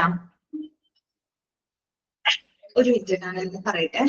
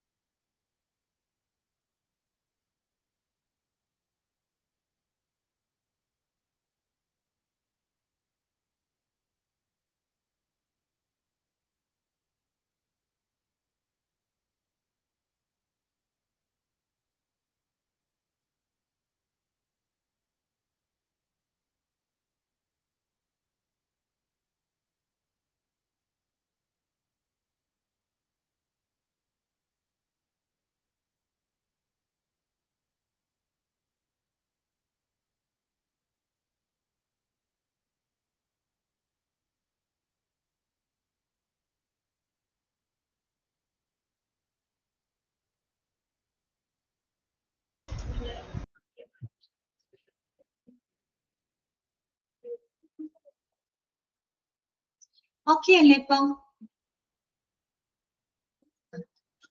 ഇവിടുത്തെ പ്രശ്നമായിരുന്നു കേട്ടോ. അവനോട് ഞാൻ ലെഫ്റ്റ് ആയിട്ട് ഒന്നുകൂടെ റീജോയിൻ ചെയ്യാൻ പറഞ്ഞു. ഇവിടുത്തെ പ്രശ്നമായിരുന്നു കേട്ടോ. ഓക്കെ, അപ്പൊ നോക്കാം. ലെവൽ 2 ട്ടാ. ലെവൽ 2 എന്ന് പറയുന്നത് എങ്ങനെയുള്ള പേഷ്യൻസ് ആണ് നോക്കിയേ. It consist of patients who are in need of observation or intervention for the failure of a single organ system. അതായത് ഏതെങ്കിലും ഒരു സിംഗിൾ ഓർഗൻ സിസ്റ്റംസ് ഒക്കെ തകരാറിലായിട്ടുള്ള പേഷ്യൻസ്. ഓക്കെ, അങ്ങനെയുള്ള പേഷ്യൻസിന് നമുക്കൊരു ക്ലോസ് മോണിറ്ററിങ്ങും ഒരു ക്ലോസ് ആയിട്ടുള്ള ഇന്റർവെൻഷൻസ് ഒക്കെ ആവശ്യമാണ്. അങ്ങനെയുള്ള രോഗികളെയാണ് നമ്മൾ ലെവൽ 2 പേഷ്യൻസ് കാറ്റഗറിയിൽ ഉൾപ്പെടുത്തിയിരിക്കുന്നത്. അത് മാത്രമല്ല, and how to be accompanied by trained and proficient person. അങ്ങനെയുള്ളവരുടെ കൂടെ ആരാണ് അക്കമ്പനി ചെയ്യുന്നത്? ട്രെയിൻഡ് ആയിട്ടുള്ള ഒരു പ്രൊഫിഷ്യന്റ് പേഴ്സണൽ ആയിരിക്കണം അവരെ അക്കമ്പനി ചെയ്യുന്നത് കേട്ടോ. ട്രെയിൻഡ് ആയിട്ടുള്ള പ്രൊഫിഷ്യന്റ് ആയിട്ടുള്ള ഒരു പേഴ്സൺ എന്ന് വെച്ചാൽ വളരെ ട്രെയിൻഡ് ആയിട്ടുള്ള പ്രൊഫിഷ്യൻ പേഴ്സൺ എന്ന് പറയുമ്പോൾ മിക്കവാറും ആരായിരിക്കും? ഒരു ഡോക്ടർ ആയിരിക്കാം. ഡോക്ടർ എന്ന് പറഞ്ഞിട്ടില്ല എങ്കിലും ട്രെയിൻഡ് ആൻഡ് ഒരു പ്രൊഫിഷ്യൻ പേഴ്സണൽ ആണ് അവരുടെ കൂടെ അക്കമ്പനി ചെയ്യേണ്ടത്. ഇങ്ങനെയുള്ളവരാണ് സിംഗിൾ ഓർഗൻ സിസ്റ്റം ഫെയിലിയർ ആയിട്ടുള്ള പേഷ്യൻസ് കേട്ടോ. അവരെയാണ് നമ്മൾ ലെവൽ 2 പേഷ്യൻസ് എന്ന് പറയുന്നത്. അടുത്തതാണ് ലെവൽ 3. ലെവൽ 3 എന്ന് പറയുമ്പോൾ it consist of patients with the need of advanced respiratory care during the transport with the support of at least 2 failing organ systems. എന്താണ്? ഒന്നിൽ കൂടുതൽ ഓർഗൻ സിസ്റ്റംസുകൾ തകരാറിലായിട്ടുള്ള പേഷ്യൻസ്. അല്ലെ, ഒന്നിലധികം, അതായത് ഒന്നിൽ കൂടുതൽ മൾട്ടി സിസ്റ്റം എന്നാണ് പറയുന്നത്, മൾട്ടി ഓർഗൻ സിസ്റ്റംസ് ഒക്കെ തകരാറിലായിട്ടുള്ള ഏറ്റവും അഡ്വാൻസ്ഡ് ആയിട്ടുള്ള ഒരു റെസ്പിറേറ്ററി കെയർ ഒക്കെ ആവശ്യമായിട്ടുള്ള പേഷ്യൻസ്, അവരെയാണ് നമ്മൾ ലെവൽ 3 പേഷ്യൻസ് എന്ന് പറയുന്നത്. ഇങ്ങനെയുള്ളവരുടെ കൂടെ ആരാണ് അക്കമ്പനി ചെയ്യേണ്ടത്? These patients must be accompanied by a competent doctor along with a nurse and a paramedic staff. അപ്പൊ ഇങ്ങനെയുള്ള പേഷ്യന്റിന്റെ കൂടെ അക്കമ്പനി ചെയ്യേണ്ടത് ആരൊക്കെയാണ്? ഒരു ഡോക്ടർ ഉണ്ടായിരിക്കണം, നഴ്സ് ഉണ്ടായിരിക്കണം, പാരാമെഡിക് സ്റ്റാഫും ഉണ്ടായിരിക്കണം. അവർക്കാണ് ഏറ്റവും കൂടുതൽ കെയർ ആവശ്യമുള്ളത്. അപ്പൊ അവർക്ക് കൂടെ ആരൊക്കെ ഉണ്ടാവണം? ഡോക്ടർ ഉണ്ടായിരിക്കണം, പാരാമെഡിക് സ്റ്റാഫ് ഉണ്ടായിരിക്കണം, നഴ്സും ഉണ്ടായിരിക്കണം. ക്ലിയർ ആയോ എന്ന് നമുക്ക് പറഞ്ഞത്? അപ്പൊ ലെവൽ 0 എന്ന് പറഞ്ഞാല് വാർഡ് ലെവലിൽ നമുക്ക് മാനേജ് ചെയ്യാൻ കഴിയുന്ന പേഷ്യന്റ്. അവരുടെ കൂടെ ആരെങ്കിലും അക്കമ്പനി ചെയ്യേണ്ട ആവശ്യമുണ്ടോ? ഇല്ല, ആരും തന്നെ അക്കമ്പനി ചെയ്യണ്ട. ലെവൽ 1 എന്ന് പറഞ്ഞാൽ എന്താണ്? ലെവൽ 1 എന്ന് പറയുമ്പോൾ ഇങ്ങനെയുള്ള പേഷ്യന്റ് ആണെന്ന് നമ്മൾ പറഞ്ഞത്. ഇങ്ങനെയുള്ള പേഷ്യന്റ് ആണ്, അതായത് ട്രാൻസ്ഫർ ചെയ്യുമ്പോൾ സ്ഥിതി വഷളാവാൻ സാധ്യതയുള്ള ഒരു പേഷ്യന്റ്. പക്ഷെ അവർക്ക് ഒരു ഒരു ക്രിട്ടിക്കൽ കെയർ ടീമിന്റെ പിന്തുണയോടെ നമുക്ക് ഒരു അക്യൂട്ട് വാർഡ് സെറ്റിംഗ്സിൽ അവരെ മാനേജ് ചെയ്യാനായിട്ട് സാധിക്കും. അങ്ങനെയുള്ള പേഷ്യൻസിനെയാണ് ലെവൽ 1 പേഷ്യന്റ് എന്ന് പറയുന്നത്. അവരുടെ കൂടെ അക്കമ്പനി ചെയ്യുന്നത് പാരാമെഡിക് സ്റ്റാഫും അതുപോലെ തന്നെ ഒരു ട്രെയിനഡ് നഴ്സും ആയിരിക്കും. ഓക്കെ, ലെവൽ 2 പേഷ്യന്റ് എന്ന് പറഞ്ഞാൽ ഏതെങ്കിലും ഒരു സിംഗിൾ ഓർഗൻ സിസ്റ്റം ഫെയിലിയർ ആയിട്ടുള്ള പേഷ്യൻസ്. ഓക്കെ, അവരുടെ കൂടെ ആരാണ് അക്കമ്പനി ചെയ്യേണ്ടത്? ട്രെയിനഡ് ആയിട്ടുള്ള ഒരു പ്രൊഫഷണൽ പേഴ്സണൽ ആണ് അവർ അക്കമ്പനി ചെയ്യുന്നത്. ലെവൽ 3 എന്ന് പറയുമ്പോൾ നമുക്ക് നോക്കിക്കാലോ, അതായത് ഒന്നിലേറെ ഓർഗൻ സിസ്റ്റംസുകളൊക്കെ തകരാറിലായിട്ടുള്ളതും ഏറ്റവും അഡ്വാൻസ്ഡ് ആയിട്ടുള്ള റെസ്പിറേറ്ററി കെയർ ആവശ്യമായിട്ടുള്ള പേഷ്യൻസിനെയാണ് ലെവൽ 3 പേഷ്യന്റ് എന്ന് പറയുന്നത്. അവരുടെ കൂടി പറയുന്ന എല്ലാവരും അക്കമ്പനി ചെയ്യണം. ഡോക്ടർ വേണം, പാരാമെഡിക് സ്റ്റാഫ് വേണം, നഴ്സ്, ഈ ഒരു ടീം ആയിരിക്കണം അവരെ അക്കമ്പനി ചെയ്യേണ്ടത്. അത് നോട്ട് ചെയ്യുക കേട്ടോ, അതിന് ചോദ്യങ്ങൾ വരും. ഇനി അടുത്തൊരു കാര്യം പറയുന്നത് എന്താണ്? The accompanying person should be aptly trained, competent and experienced, and preferably should have done training in patient transfer and should have enough training in advanced cardiac life support, airway management and critical care. വേറൊന്നുമില്ല, അതായത് നമ്മൾ ഈ ഇങ്ങനെയുള്ള രോഗികളെ accompany ചെയ്തു പോകുന്ന ആളുകളുണ്ടല്ലോ, അവരെ സംബന്ധിച്ച് അവർക്ക് നല്ലൊരു ട്രെയിനിങ് ലഭിച്ചിട്ടുണ്ടായിരിക്കും. പ്രത്യേകിച്ച് ഈ പറയുന്ന പോലെ ഒരു അഡ്വാൻസ്ഡ് ആയിട്ടുള്ള കാർഡിയാക് ലൈഫ് സപ്പോർട്ട് കൊടുക്കാൻ, എയർവേ മാനേജ്മെന്റ് ചെയ്യാൻ, ക്രിട്ടിക്കൽ കെയർ ഒക്കെ കൊടുക്കുന്നതിന് വേണ്ടിയിട്ട് ആവശ്യത്തിനുള്ള പരിശീലനങ്ങൾ അവർക്ക് ലഭിച്ചിരിക്കണം. അങ്ങനെ പരിശീലനം മാത്രമല്ല, അത്യാവശ്യം അതിൽ ട്രെയിനഡ് ആയിട്ടുള്ള, കോമ്പീറ്റന്റ് ആയിട്ടുള്ള, എക്സ്പീരിയൻസ്ഡ് ആയിട്ടുള്ള ആളുകളാണ് അവരോടൊപ്പം അക്കമ്പനി ചെയ്യുന്നത്. ഒന്നും അറിയാത്ത ആൾക്കാരെ അവരുടെ കൂടെ വിടാൻ പറ്റില്ലല്ലോ. ഇങ്ങനെയുള്ള കാര്യങ്ങളൊക്കെ ചെയ്യാനായിട്ട് ട്രെയിനഡ് ആയിട്ടുള്ളതും എക്സ്പീരിയൻസ്ഡ് ആയിട്ടുള്ള, കോമ്പീറ്റന്റ് ആയിട്ടുള്ള ആളുകളെയാണ് നമ്മൾ അവരോടൊപ്പം അയക്കേണ്ടത്. ഓക്കെ, ഇനി നോക്കാം. If the physician is not available to shift the unstable patients, then the provision of contacting the physician concerned by the transport tram should certainly be ready for the service. ഇപ്പൊ നമ്മൾ പറഞ്ഞപ്പോ level 3 പേഷ്യന്റിന്റെ ഒക്കെ കൂടെ accompany ചെയ്യാനായിട്ട് ഒരു doctor എന്തായാലും ഉണ്ടായിരിക്കണം. ഇനി ഇൻ കേസ് എന്തെങ്കിലും സാഹചര്യങ്ങൾ കൊണ്ട് ഇപ്പൊ ഡോക്ടർ അവൈലബിൾ അല്ലാന്ന് വിചാരിക്കും, ഒരു ഫിസിഷ്യൻ ഇല്ലാന്ന് വിചാരിക്കും. അപ്പൊ ഫിസിഷ്യൻ ഇല്ലെങ്കിൽ ഫിസിഷ്യന്റെ ഗൈഡൻസിന്, അദ്ദേഹത്തിന്റെ മാർഗനിർദ്ദേശത്തിന്, അദ്ദേഹത്തിന്റെ ഒരു ഗൈഡൻസിന് ട്രെയിനഡ് ആയിട്ടുള്ള ഒരു ട്രാൻസ്പോർട്ട് ടീമിനെ അവരോടൊപ്പം അയക്കേണ്ടതാണ്. അതായത് ഫിസിഷ്യനുമായിട്ട് കൺസേൺഡ് ആയിട്ടില്ല, ഫിസിഷ്യൻ ഇല്ലാന്നുണ്ടെങ്കിലും ഫിസിഷ്യനുമായിട്ട് ബന്ധപ്പെട്ട് അദ്ദേഹത്തിന്റെ ഗൈഡൻസിൽ ട്രെയിനഡ് ആയിട്ടുള്ള ഒരു ട്രാൻസ്പോർട്ട് ടീമിനെ ആരോടൊപ്പം നമ്മൾ അക്കമ്പനി ചെയ്യിക്കണം? ഈ പറയുന്ന പേഷ്യന്റിന്റെ കൂടെ അക്കമ്പനി ചെയ്യേണ്ടതാണ്. ഇവിടെ ഒരു വാക്ക് നിങ്ങൾ ശ്രദ്ധിച്ചിട്ടുണ്ടാവും, ട്രാൻസ്പോർട്ട് ട്രാം. ട്രാം എന്ന് പറയുന്നത് ഒരു special type of transporting facility, structure, അങ്ങനെയൊക്കെയുള്ള സംവിധാനങ്ങളിൽ അതിനെയാണ് നമ്മൾ ട്രാം എന്ന് പറയുന്നത് കേട്ടോ. ഓക്കെ, ട്രാം എന്ന് പറയുന്ന ഒരു വാക്കുണ്ട്. അത് ഇങ്ങനെ നമ്മൾ ഈ സ്ട്രക്ചർ, വീൽ ചെയർ ഒക്കെ പോലെയുള്ള ട്രാൻസ്പോർട്ടിംഗ് സൗകര്യങ്ങളെയാണ് ഈ പറയുന്നത് കേട്ടോ. ഓക്കെ, അപ്പൊ ഇൻ കേസ് നമ്മൾ ഫിസിഷ്യൻ ഇല്ല, ഡോക്ടർ ഇല്ലാന്നുണ്ടെങ്കിൽ എന്ത് ചെയ്യണം? ഡോക്ടറുമായിട്ട് ബന്ധപ്പെട്ട ട്രെയിനഡ് ആയിട്ടുള്ള ഒരു ട്രാൻസ്പോർട്ട് ടീമിനെ അവരോടൊപ്പം എന്ത് ചെയ്യേണ്ടതാണ്? അയക്കേണ്ടതാണ്. അത്രയേ ഉള്ളൂ കേട്ടോ. മനസ്സിലായല്ലോ പറഞ്ഞത്? അക്കമ്പനിയുടെ പേഷ്യന്റ് ക്ലിയർ അല്ലേ നിങ്ങൾക്ക്? ഓക്കെ അല്ലേ? ഓക്കെ, അടുത്തത് കേട്ടോ, 5ാമത്തെ എലമെന്റിലോട്ട് നമ്മൾ കിടക്കാണ്. 5ാമത്തെ എലമെന്റ് എന്താണ്? Equipment, drugs and monitoring. അല്ലെ, നമ്മൾ ഇങ്ങനെ ക്രിട്ടിക്കലി ഇല്ലായിട്ടുള്ള പേഷ്യന്റിനെ ട്രാൻസ്ഫർ ചെയ്യുന്ന സമയത്ത് എന്തൊക്കെ എക്യുപ്മെന്റ്സുകളും അതുപോലെ ഡ്രഗ്സുകളും മോണിറ്ററിംഗ് സംവിധാനങ്ങളുമാണ് നമ്മൾ സജ്ജമാക്കേണ്ടത്. ഓക്കെ, അതുമായിട്ട് ബന്ധപ്പെട്ട കുറച്ച് കാര്യങ്ങൾ അവിടെ പറയുന്നുണ്ട്. നമുക്ക് നോക്കാം. A proper inspection with the provision of all life-saving drugs is compulsory for the transfer of all patients with the level 1, 2, and 3 critical care needs. The transfer ambulance should be prepared with all the drugs and devices needed for airway operation, oxygenation, ventilation, hemodynamic monitoring, and resuscitation. അതായത് ഈ പറയുന്ന നമ്മളിപ്പോ പഠിച്ച level 1, 2, 3 അങ്ങനെയുള്ള patients ഒക്കെ ഉണ്ടല്ലോ. അപ്പൊ അത്തരം പേഷ്യൻസിനെയൊക്കെ നമ്മൾ ഷിഫ്റ്റ് ചെയ്യുമ്പോൾ എല്ലാവിധ ലൈഫ് സേവിങ് ഡ്രഗ്സുകളും അവിടെ നിർബന്ധമായിട്ടും ഉണ്ടായിരിക്കണം. കമ്പൽസറി ആണ്. അതുപോലെ തന്നെ അതിന്റെ പ്രോപ്പർ അതെല്ലാം തന്നെ ഉണ്ടോ എന്ന് പ്രോപ്പർ ആയിട്ട് നമ്മൾ പരിശോധിച്ചിരിക്കണം കേട്ടോ. പ്രത്യേകിച്ച് എല്ലാ എസെൻഷ്യൽ ആയിട്ടുള്ള ഡ്രഗ്സുകളും നമ്മൾ എന്ത് ചെയ്തിരിക്കണം, സജ്ജമാക്കണം. അതുണ്ടോ എന്നുള്ളത് അതിന്റെ അവൈലബിലിറ്റി ഒക്കെ ഉറപ്പുവരുത്തണം, പരിശോധിക്കണം. അത് കമ്പൽസറി ആണ് കേട്ടോ. നോക്കുക, the transfer ambulance should be prepared with all the drugs and devices needed for airway operation, oxygenation, ventilation, hemodynamic monitoring, and resuscitation. നമ്മൾ ഈ പറഞ്ഞ കാര്യങ്ങളാണ്. എയർവേ ഓപ്പറേഷൻ ആണെങ്കിലും ഓക്സിജനേഷൻ ആണെങ്കിലും വെന്റിലേഷൻ ആണെങ്കിലും ഹീമോഡൈനാമിക് മോണിറ്ററിംഗ് ആൻഡ് റീസസിറ്റേഷൻ സൗകര്യങ്ങൾക്ക് ആവശ്യമായ എല്ലാ സംവിധാനങ്ങളും എല്ലാ ഡിവൈസസുകളും ആ ഒരു വാഹനത്തിൽ ഉണ്ടായിരിക്കണം കേട്ടോ. അതിനകത്ത് സജ്ജമാക്കിയിരിക്കണം. പിന്നെ അടുത്ത കാര്യം എന്താണ് പറയുന്നത്, all the inspection needs to be confirmed before the beginning of transfer together with the starting of infusion drugs. ചില രോഗികളൊക്കെ നമ്മൾ കൊണ്ടുപോകുന്നത് IV അല്ലെ, ട്രിപ്പ് ഒക്കെ ഇട്ടുകൊണ്ടാണ് നമ്മൾ പേഷ്യൻസിനെ കൊണ്ടുപോകും. ചില രോഗികളിലൊക്കെ അല്ലെ IV infusion drugs, IV medicines ഒക്കെ ഇൻഫ്യൂസ് ചെയ്തുകൊണ്ടാണ് നമ്മൾ ഈ പേഷ്യന്റിനെ ഷിഫ്റ്റ് ചെയ്യുന്നുണ്ടാവുക.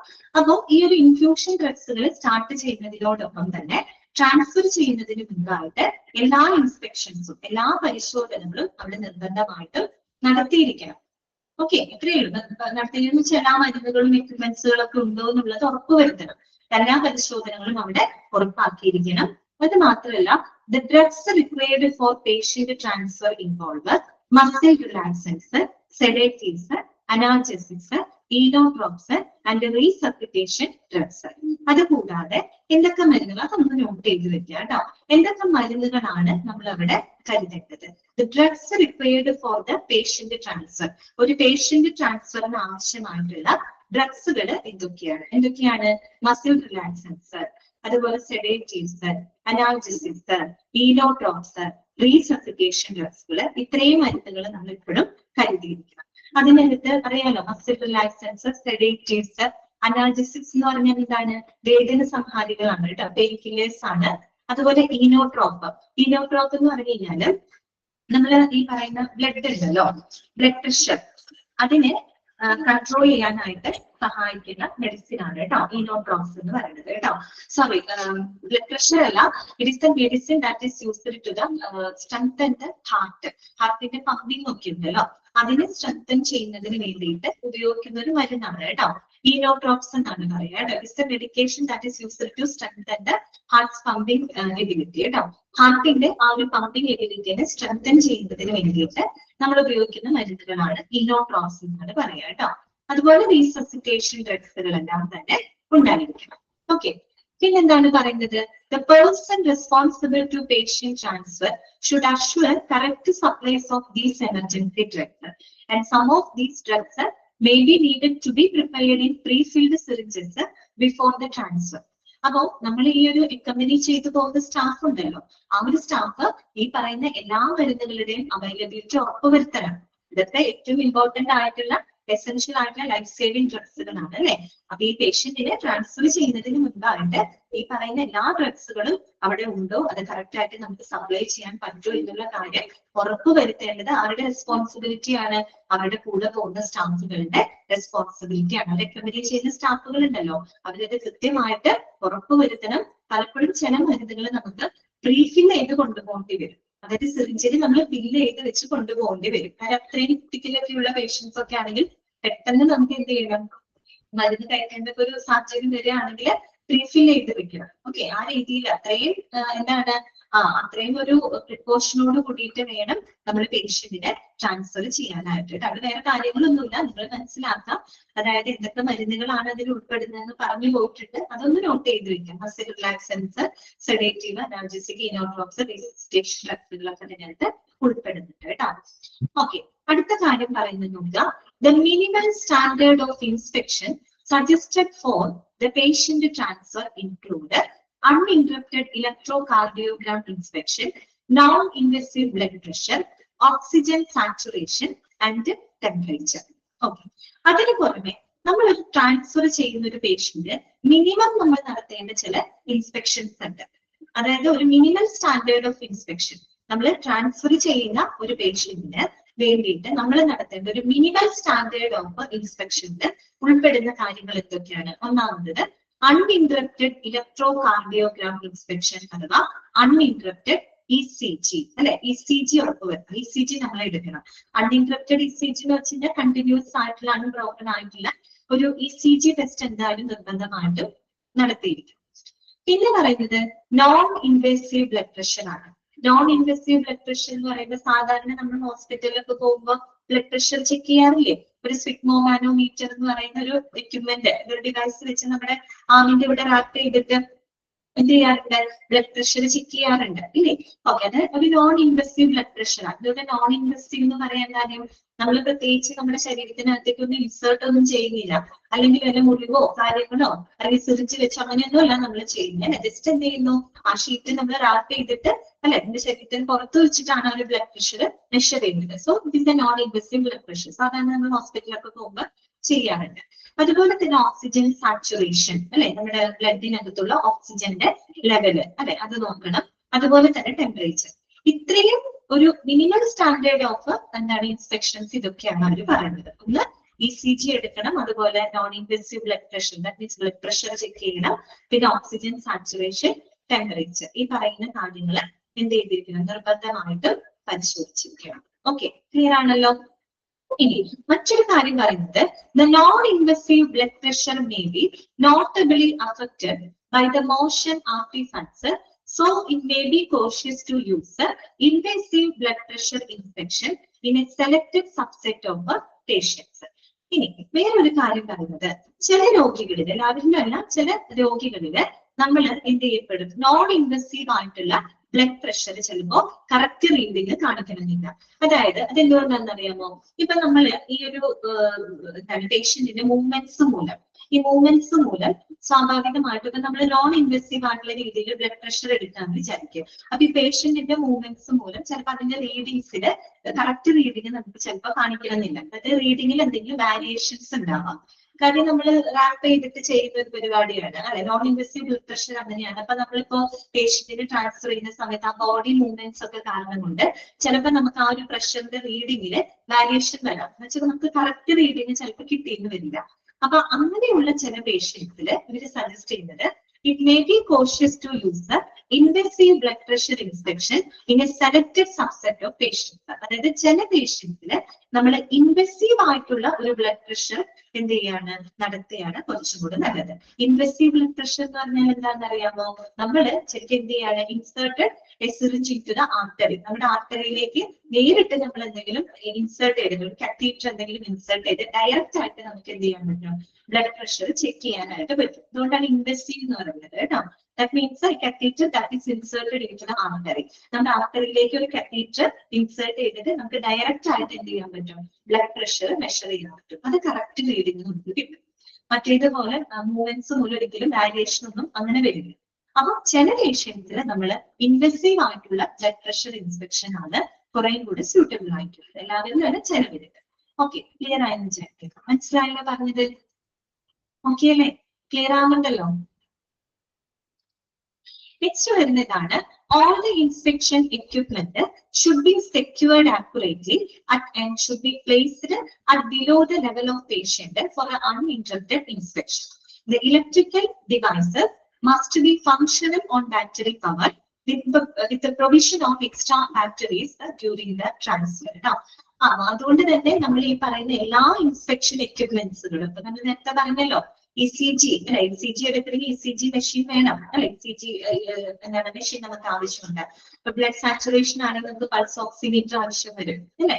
അതുപോലെ നമ്മൾ ബ്ലഡ് പ്രഷർ അല്ല, ഓക്സിജൻ സാച്ചുറേഷൻ നോക്കണമെങ്കിൽ പൾസ് ഓക്സിമീറ്റർ വേണം.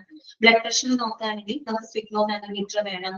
ടെമ്പറേച്ചർ നോക്കുകയാണെങ്കിൽ തെർമോമീറ്റർ വേണം. ഇങ്ങനെയുള്ള എല്ലാ ഇൻസ്പെക്ഷൻ എക്യുപ്മെന്റ്സുകളും ആ ഒരു വാഹനത്തില് അല്ലെങ്കിൽ ആ ഒരു പേഷ്യന്റിന്റെ ലെവലിലും സജ്ജമായിരിക്കണം. അത് ആര് ഉറപ്പാക്കണം? അവരുടെ കൂടെ പോകുന്ന സ്റ്റാഫുകള് അത് റെസ്പോൺസിബിൾ ആണ്. അതെല്ലാം തന്നെ കറക്റ്റ് ആയിട്ട് അവിടെ സജ്ജമാക്കിയിരിക്കണം. പെട്ടെന്ന് നമുക്ക് ആവശ്യം വരുമ്പോൾ ഈസിലി നമുക്ക് ആക്സസ് ചെയ്യാനായിട്ട് പറ്റും കേട്ടോ.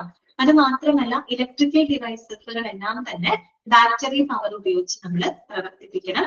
അതുപോലെ ഇത് provision of extra batteries during transfer ചെയ്യുന്ന സമയത്ത് എക്സ്ട്രാ ബാറ്ററികളും നമ്മൾ കരുതണം. കാര്യം ഇൻ കേസ് എന്തെങ്കിലും ബാറ്ററി പവർ കുറഞ്ഞു എന്ന് നമുക്ക് മാറ്റണമല്ലോ, റീപ്ലേസ് ചെയ്യണല്ലോ. ഇപ്പൊ ഇങ്ങനെയുള്ള ഇലക്ട്രിക്കൽ ഡിവൈസസ് ഒക്കെ നമ്മൾ ബാറ്ററി പവർ വെച്ച് ഫങ്ഷണൽ ആയിരിക്കണം. എക്സ്ട്രാ ബാറ്ററികളൊക്കെ കരുതേണ്ടതാണ് കേട്ടോ. പിന്നെ അടുത്തത് എന്താണ് പറയുന്നത്? The patients on ventilator must be shifted on portable transport ventilators with the provision of display of alarms associated with the tidal volume, airway pressure, inspiratory expiratory ratio, inspired oxygen fraction and respiratory rate.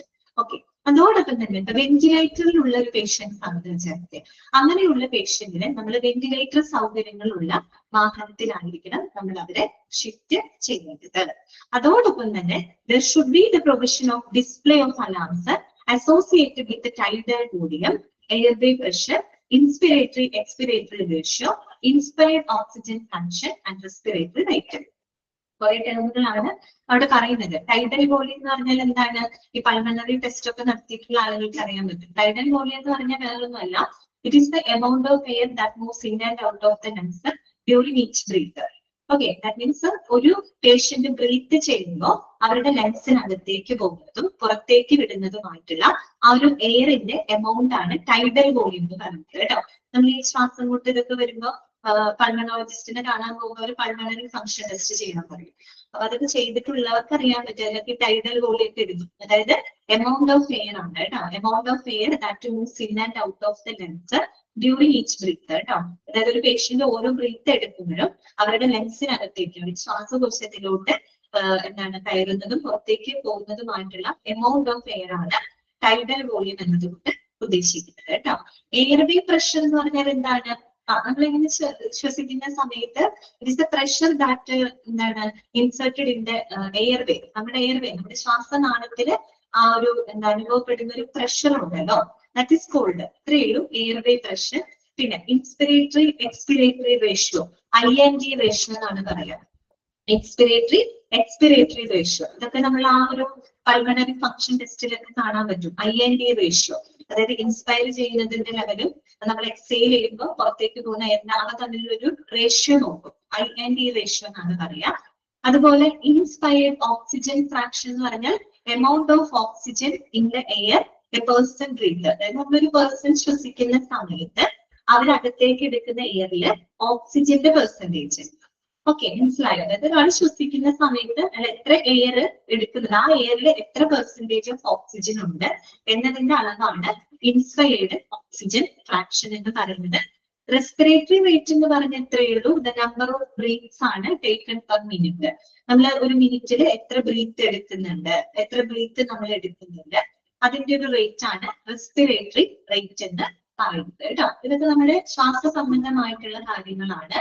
അപ്പൊ ഇതെല്ലാം correct ആയിട്ട് monitor ചെയ്യുന്ന, correct ആയിട്ട് display ചെയ്യുന്ന alarm സംവിധാനങ്ങളും എവിടെ ഉണ്ടായിരിക്കണം? ആ ഒരു വാഹനത്തിൽ ഉണ്ടായിരിക്കണം. ഓക്കെ ആണോ? മനസ്സിലായോ?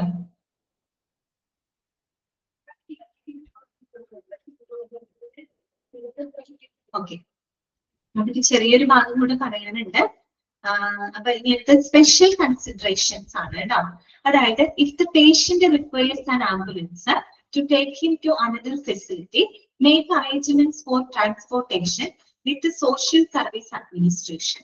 Make sure that the necessary equipment is gathered to provide care in the course of transport.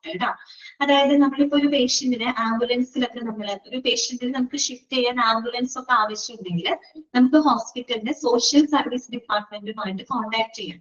അവരതിന് വേണ്ട എല്ലാ സഹായങ്ങളും നമുക്ക് ചെയ്യും. ഈ ട്രാൻസ്പോർട്ടേഷന് വേണ്ടിയിട്ടുള്ള എല്ലാ അറേഞ്ച്മെന്റ്സുകളും സോഷ്യൽ സർവീസ് അഡ്മിനിസ്ട്രേഷൻ ഡിപ്പാർട്ട്മെന്റ് ചെയ്യുന്നതായിരിക്കും. അതോടൊപ്പം തന്നെ ആവശ്യമായിട്ടുള്ള എല്ലാ എക്യുപ്മെന്റ്സുകളും അവിടെ സജ്ജമാക്കിയിട്ടുണ്ടെന്ന് ഉറപ്പുവരുത്തി ചെയ്യും. ഇത്രയേ ഉള്ളൂ കേട്ടോ.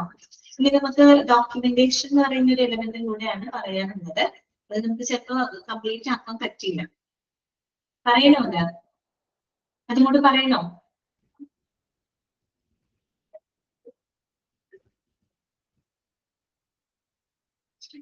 ഡോക്യുമെന്റേഷൻ ആണ് അവസാനത്തെ എലമെന്റ് ആയിട്ട് പറയുന്നത് കേട്ടോ. എന്താണ് ഡോക്യുമെന്റേഷൻ? അല്ലെ വേറെ കാര്യങ്ങളൊന്നുമില്ല. The authentication of patient transfer is most significant but often missed as A part of transfer. നമ്മളൊരു പേഷ്യന്റിനെ ട്രാൻസ്ഫർ ചെയ്യുമ്പോൾ ഓതന്റിക്കേറ്റഡ് ആയിട്ടുള്ള എല്ലാ ഡോക്യുമെന്റ്സുകളും ഉറപ്പാക്കുക. അതായത് നമ്മൾ ഷിഫ്റ്റ് ചെയ്യുന്ന സമയത്ത് പേഷ്യന്റിന്റെ ഐഡന്റിറ്റി ആയിട്ട് ബന്ധപ്പെട്ട ഡോക്യുമെന്റ്സുകൾ, അവരുടെ മെഡിക്കൽ റെക്കോർഡ്സുകൾ, അതെല്ലാം തന്നെ എന്ത് ചെയ്യണം? കറക്റ്റ് ആയിരിക്കണം. നമ്മൾ ഷിഫ്റ്റ് ചെയ്യുന്ന സമയത്ത് അത് പ്രോപ്പർ ആയിട്ട് ഹാൻഡ് ഓവർ ചെയ്തിരിക്കണം കേട്ടോ. ഇതാണ് അവിടെ പറയുന്നത്. പക്ഷെ പല സാഹചര്യങ്ങളിൽ അത് മിസ്സാവാറുണ്ട്. പലപ്പോഴും അത് ആ ഒരു കാര്യം അവിടെ മിസ്സാവാറെന്ന് വെച്ചാൽ പലപ്പോഴും ആൾക്കാർ ചിലപ്പോൾ അത് ചെയ്യാറില്ല, പ്രോപ്പർ ആയിട്ട് ചെയ്യാറില്ല. പക്ഷെ ഇത് ഏറ്റവും ഇമ്പോർട്ടന്റ് ആയിട്ടൊരു കാര്യമാണ് കേട്ടോ. നോക്കാം. The authentication should always be obvious at all stages of transfer. Okay, അതായത് നമ്മൾ എപ്പോഴും ട്രാൻസ്ഫർ ചെയ്യുന്നതിന്റെ ഓരോ ഘട്ടത്തിലും ആ ഒരു ഓതന്റിക്കേഷൻ എന്ന് വെച്ചാൽ ഡോക്യുമെന്റ്സ് ഒക്കെയാണ് അവിടെ പറയുന്നത് കേട്ടോ. That means documents related to patient identity, അതുപോലെ മെഡിക്കൽ റെക്കോർഡ്സ്, അങ്ങനെയുള്ള ഓതന്റിക്കേറ്റഡ് ആയിട്ടുള്ള എല്ലാ റെക്കോർഡ്സുകളും നമ്മൾ ഉറപ്പുവരുത്തിയിരിക്കണം. അത് കംപ്ലീറ്റ് ആയിരിക്കണം, അത് പ്രോപ്പർ ആയിട്ട് നമ്മൾ ഹാൻഡ് ഓവർ ചെയ്തിരിക്കണം. Since it was the only legal report that the patient was transferred, it must consist of the patient condition, reason to transfer, names and designation of referring and receiving physicians, details and status of important signs before the transfer, clinical events during the transfer, and the treatment given. കാര്യം അതൊരു legal റിപ്പോർട്ടാണ്. കാര്യം ഈ ഒരു പേഷ്യന്റിനെ നമ്മൾ transfer ചെയ്യുന്നു എന്നതിനുള്ള ഒരു ലീഗൽ റിപ്പോർട്ടാണ് ആ ഒരു ഡോക്യുമെന്റേഷൻ. ആ ഒരു ഡോക്യുമെന്റേഷനിൽ എന്തൊക്കെ കാര്യങ്ങളാണ് നമ്മൾ ഉൾപ്പെടുത്തേണ്ടത്? It must consist of the patient condition, പേഷ്യന്റിന്റെ കണ്ടീഷൻ ഉണ്ടായിരിക്കണം. റീസൺ ടു ട്രാൻസ്ഫർ ചെയ്യാനുള്ള റീസൺ, അതുപോലെ names and designation of referring and receiving clinicians കേട്ടോ. നമ്മൾ റെഫർ ചെയ്യുന്ന ഹോസ്പിറ്റലിന്റെയും ഇനി എവിടെയാണോ ആ രോഗികളെ റിസീവ് ചെയ്യുന്നത് ആ സ്ഥാപനം, ആ ഹോസ്പിറ്റലിന്റെ പേര്, അല്ലെങ്കിൽ ഏത് ഡിപ്പാർട്ട്മെന്റിലോട്ടാണ് അവരെ നമ്മൾ ഷിഫ്റ്റ് ചെയ്യുന്നത്, ആ ഒരു ഡെസിഗ്നേഷൻ ഒക്കെ കറക്റ്റ് ആയിട്ട് അതിൽ ഡോക്യുമെന്റ് ചെയ്തിരിക്കണം. അതുപോലെ details and status of important signs before the transfer ചെയ്യുന്നതിന് മുമ്പായിട്ട് എല്ലാ ഇമ്പോർട്ടൻറ്റ് സൈനുകളും നമ്മൾ അതിനകത്ത് രേഖിച്ചിരിക്കണം. അതുപോലെ clinical events during the transfer and treatment given, അതുപോലെ ട്രാൻസ്ഫർ ചെയ്യുന്ന സമയത്ത് എന്തൊക്കെ കാര്യങ്ങൾ ഉണ്ടാകുന്നുണ്ട്, എന്തൊക്കെ ട്രീറ്റ്മെന്റുകളാണ് അവർക്ക് കൊടുത്തിട്ടുള്ളത്, ഇങ്ങനെയുള്ള എല്ലാ കാര്യങ്ങളും ഉൾപ്പെടുത്തിക്കൊണ്ടുള്ള ഒരു ഡോക്യുമെന്റേഷൻ അവിടെ നിർബന്ധമായിട്ടും ഉണ്ടായിരിക്കണം കേട്ടോ. അത് കറക്റ്റ് ആയിട്ട് അവിടെ ഹാൻഡ് ഓവർ ചെയ്തിരിക്കണം. ഞാൻ പറയുന്നില്ല, ഇത് തന്നെ സമയം കഴിഞ്ഞ് നെക്സ്റ്റ് മിസ്സിന് കയറേണ്ട ടൈം ആയല്ലോ. ഓക്കെ, ഇപ്പൊ 2 പോയിന്റ് കൂടെ ഉള്ളൂ. അത് നമുക്ക് അടുത്ത ക്ലാസ്സിൽ പറയാം കേട്ടോ. നെക്സ്റ്റ് ക്ലാസ്സിൽ പറഞ്ഞിട്ട് നമുക്ക് പുതിയൊരു ചാപ്റ്റർ നമുക്ക് തുടങ്ങാം. ഇനി ഞാൻ തുടങ്ങാൻ പോകുന്ന chapter public relations in hospital ആണ് കേട്ടോ. അപ്പൊ നമുക്ക് നെക്സ്റ്റ് ക്ലാസ്സിൽ ഇത് കംപ്ലീറ്റ് ചെയ്തിട്ട് അത് സ്റ്റാർട്ട് ചെയ്യാം കേട്ടോ. അപ്പൊ ഞാനൊന്ന് അൺമ്യൂട്ട് ചെയ്യാണ്. ഡൗട്ട്സ് ഉണ്ടെങ്കിൽ പെട്ടെന്നൊന്ന് ചോദിക്കുക കേട്ടോ.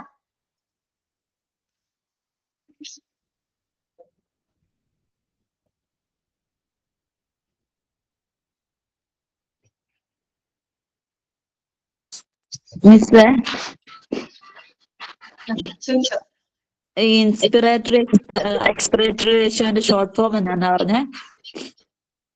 ING, ഇൻസ്പിറേറ്ററുടെ I, ഓക്കെ, എക്സ്പിറേറ്ററുടെ INE ratio. Inspiratory and expiratory. Okay, അപ്പൊ വേറെ ഡൗട്ട്സ് ഒന്നും ഇല്ലെങ്കിൽ നമുക്ക് ഇന്നത്തെ ക്ലാസ് വൈൻഡപ്പ് ചെയ്യാം കേട്ടോ. അടുത്ത ക്ലാസ്സിൽ വരുമ്പോൾ ഇതൊക്കെ നല്ലപോലെ വായിച്ച് മനസ്സിലാക്കി വെക്കണം കേട്ടോ. Okay, thank you.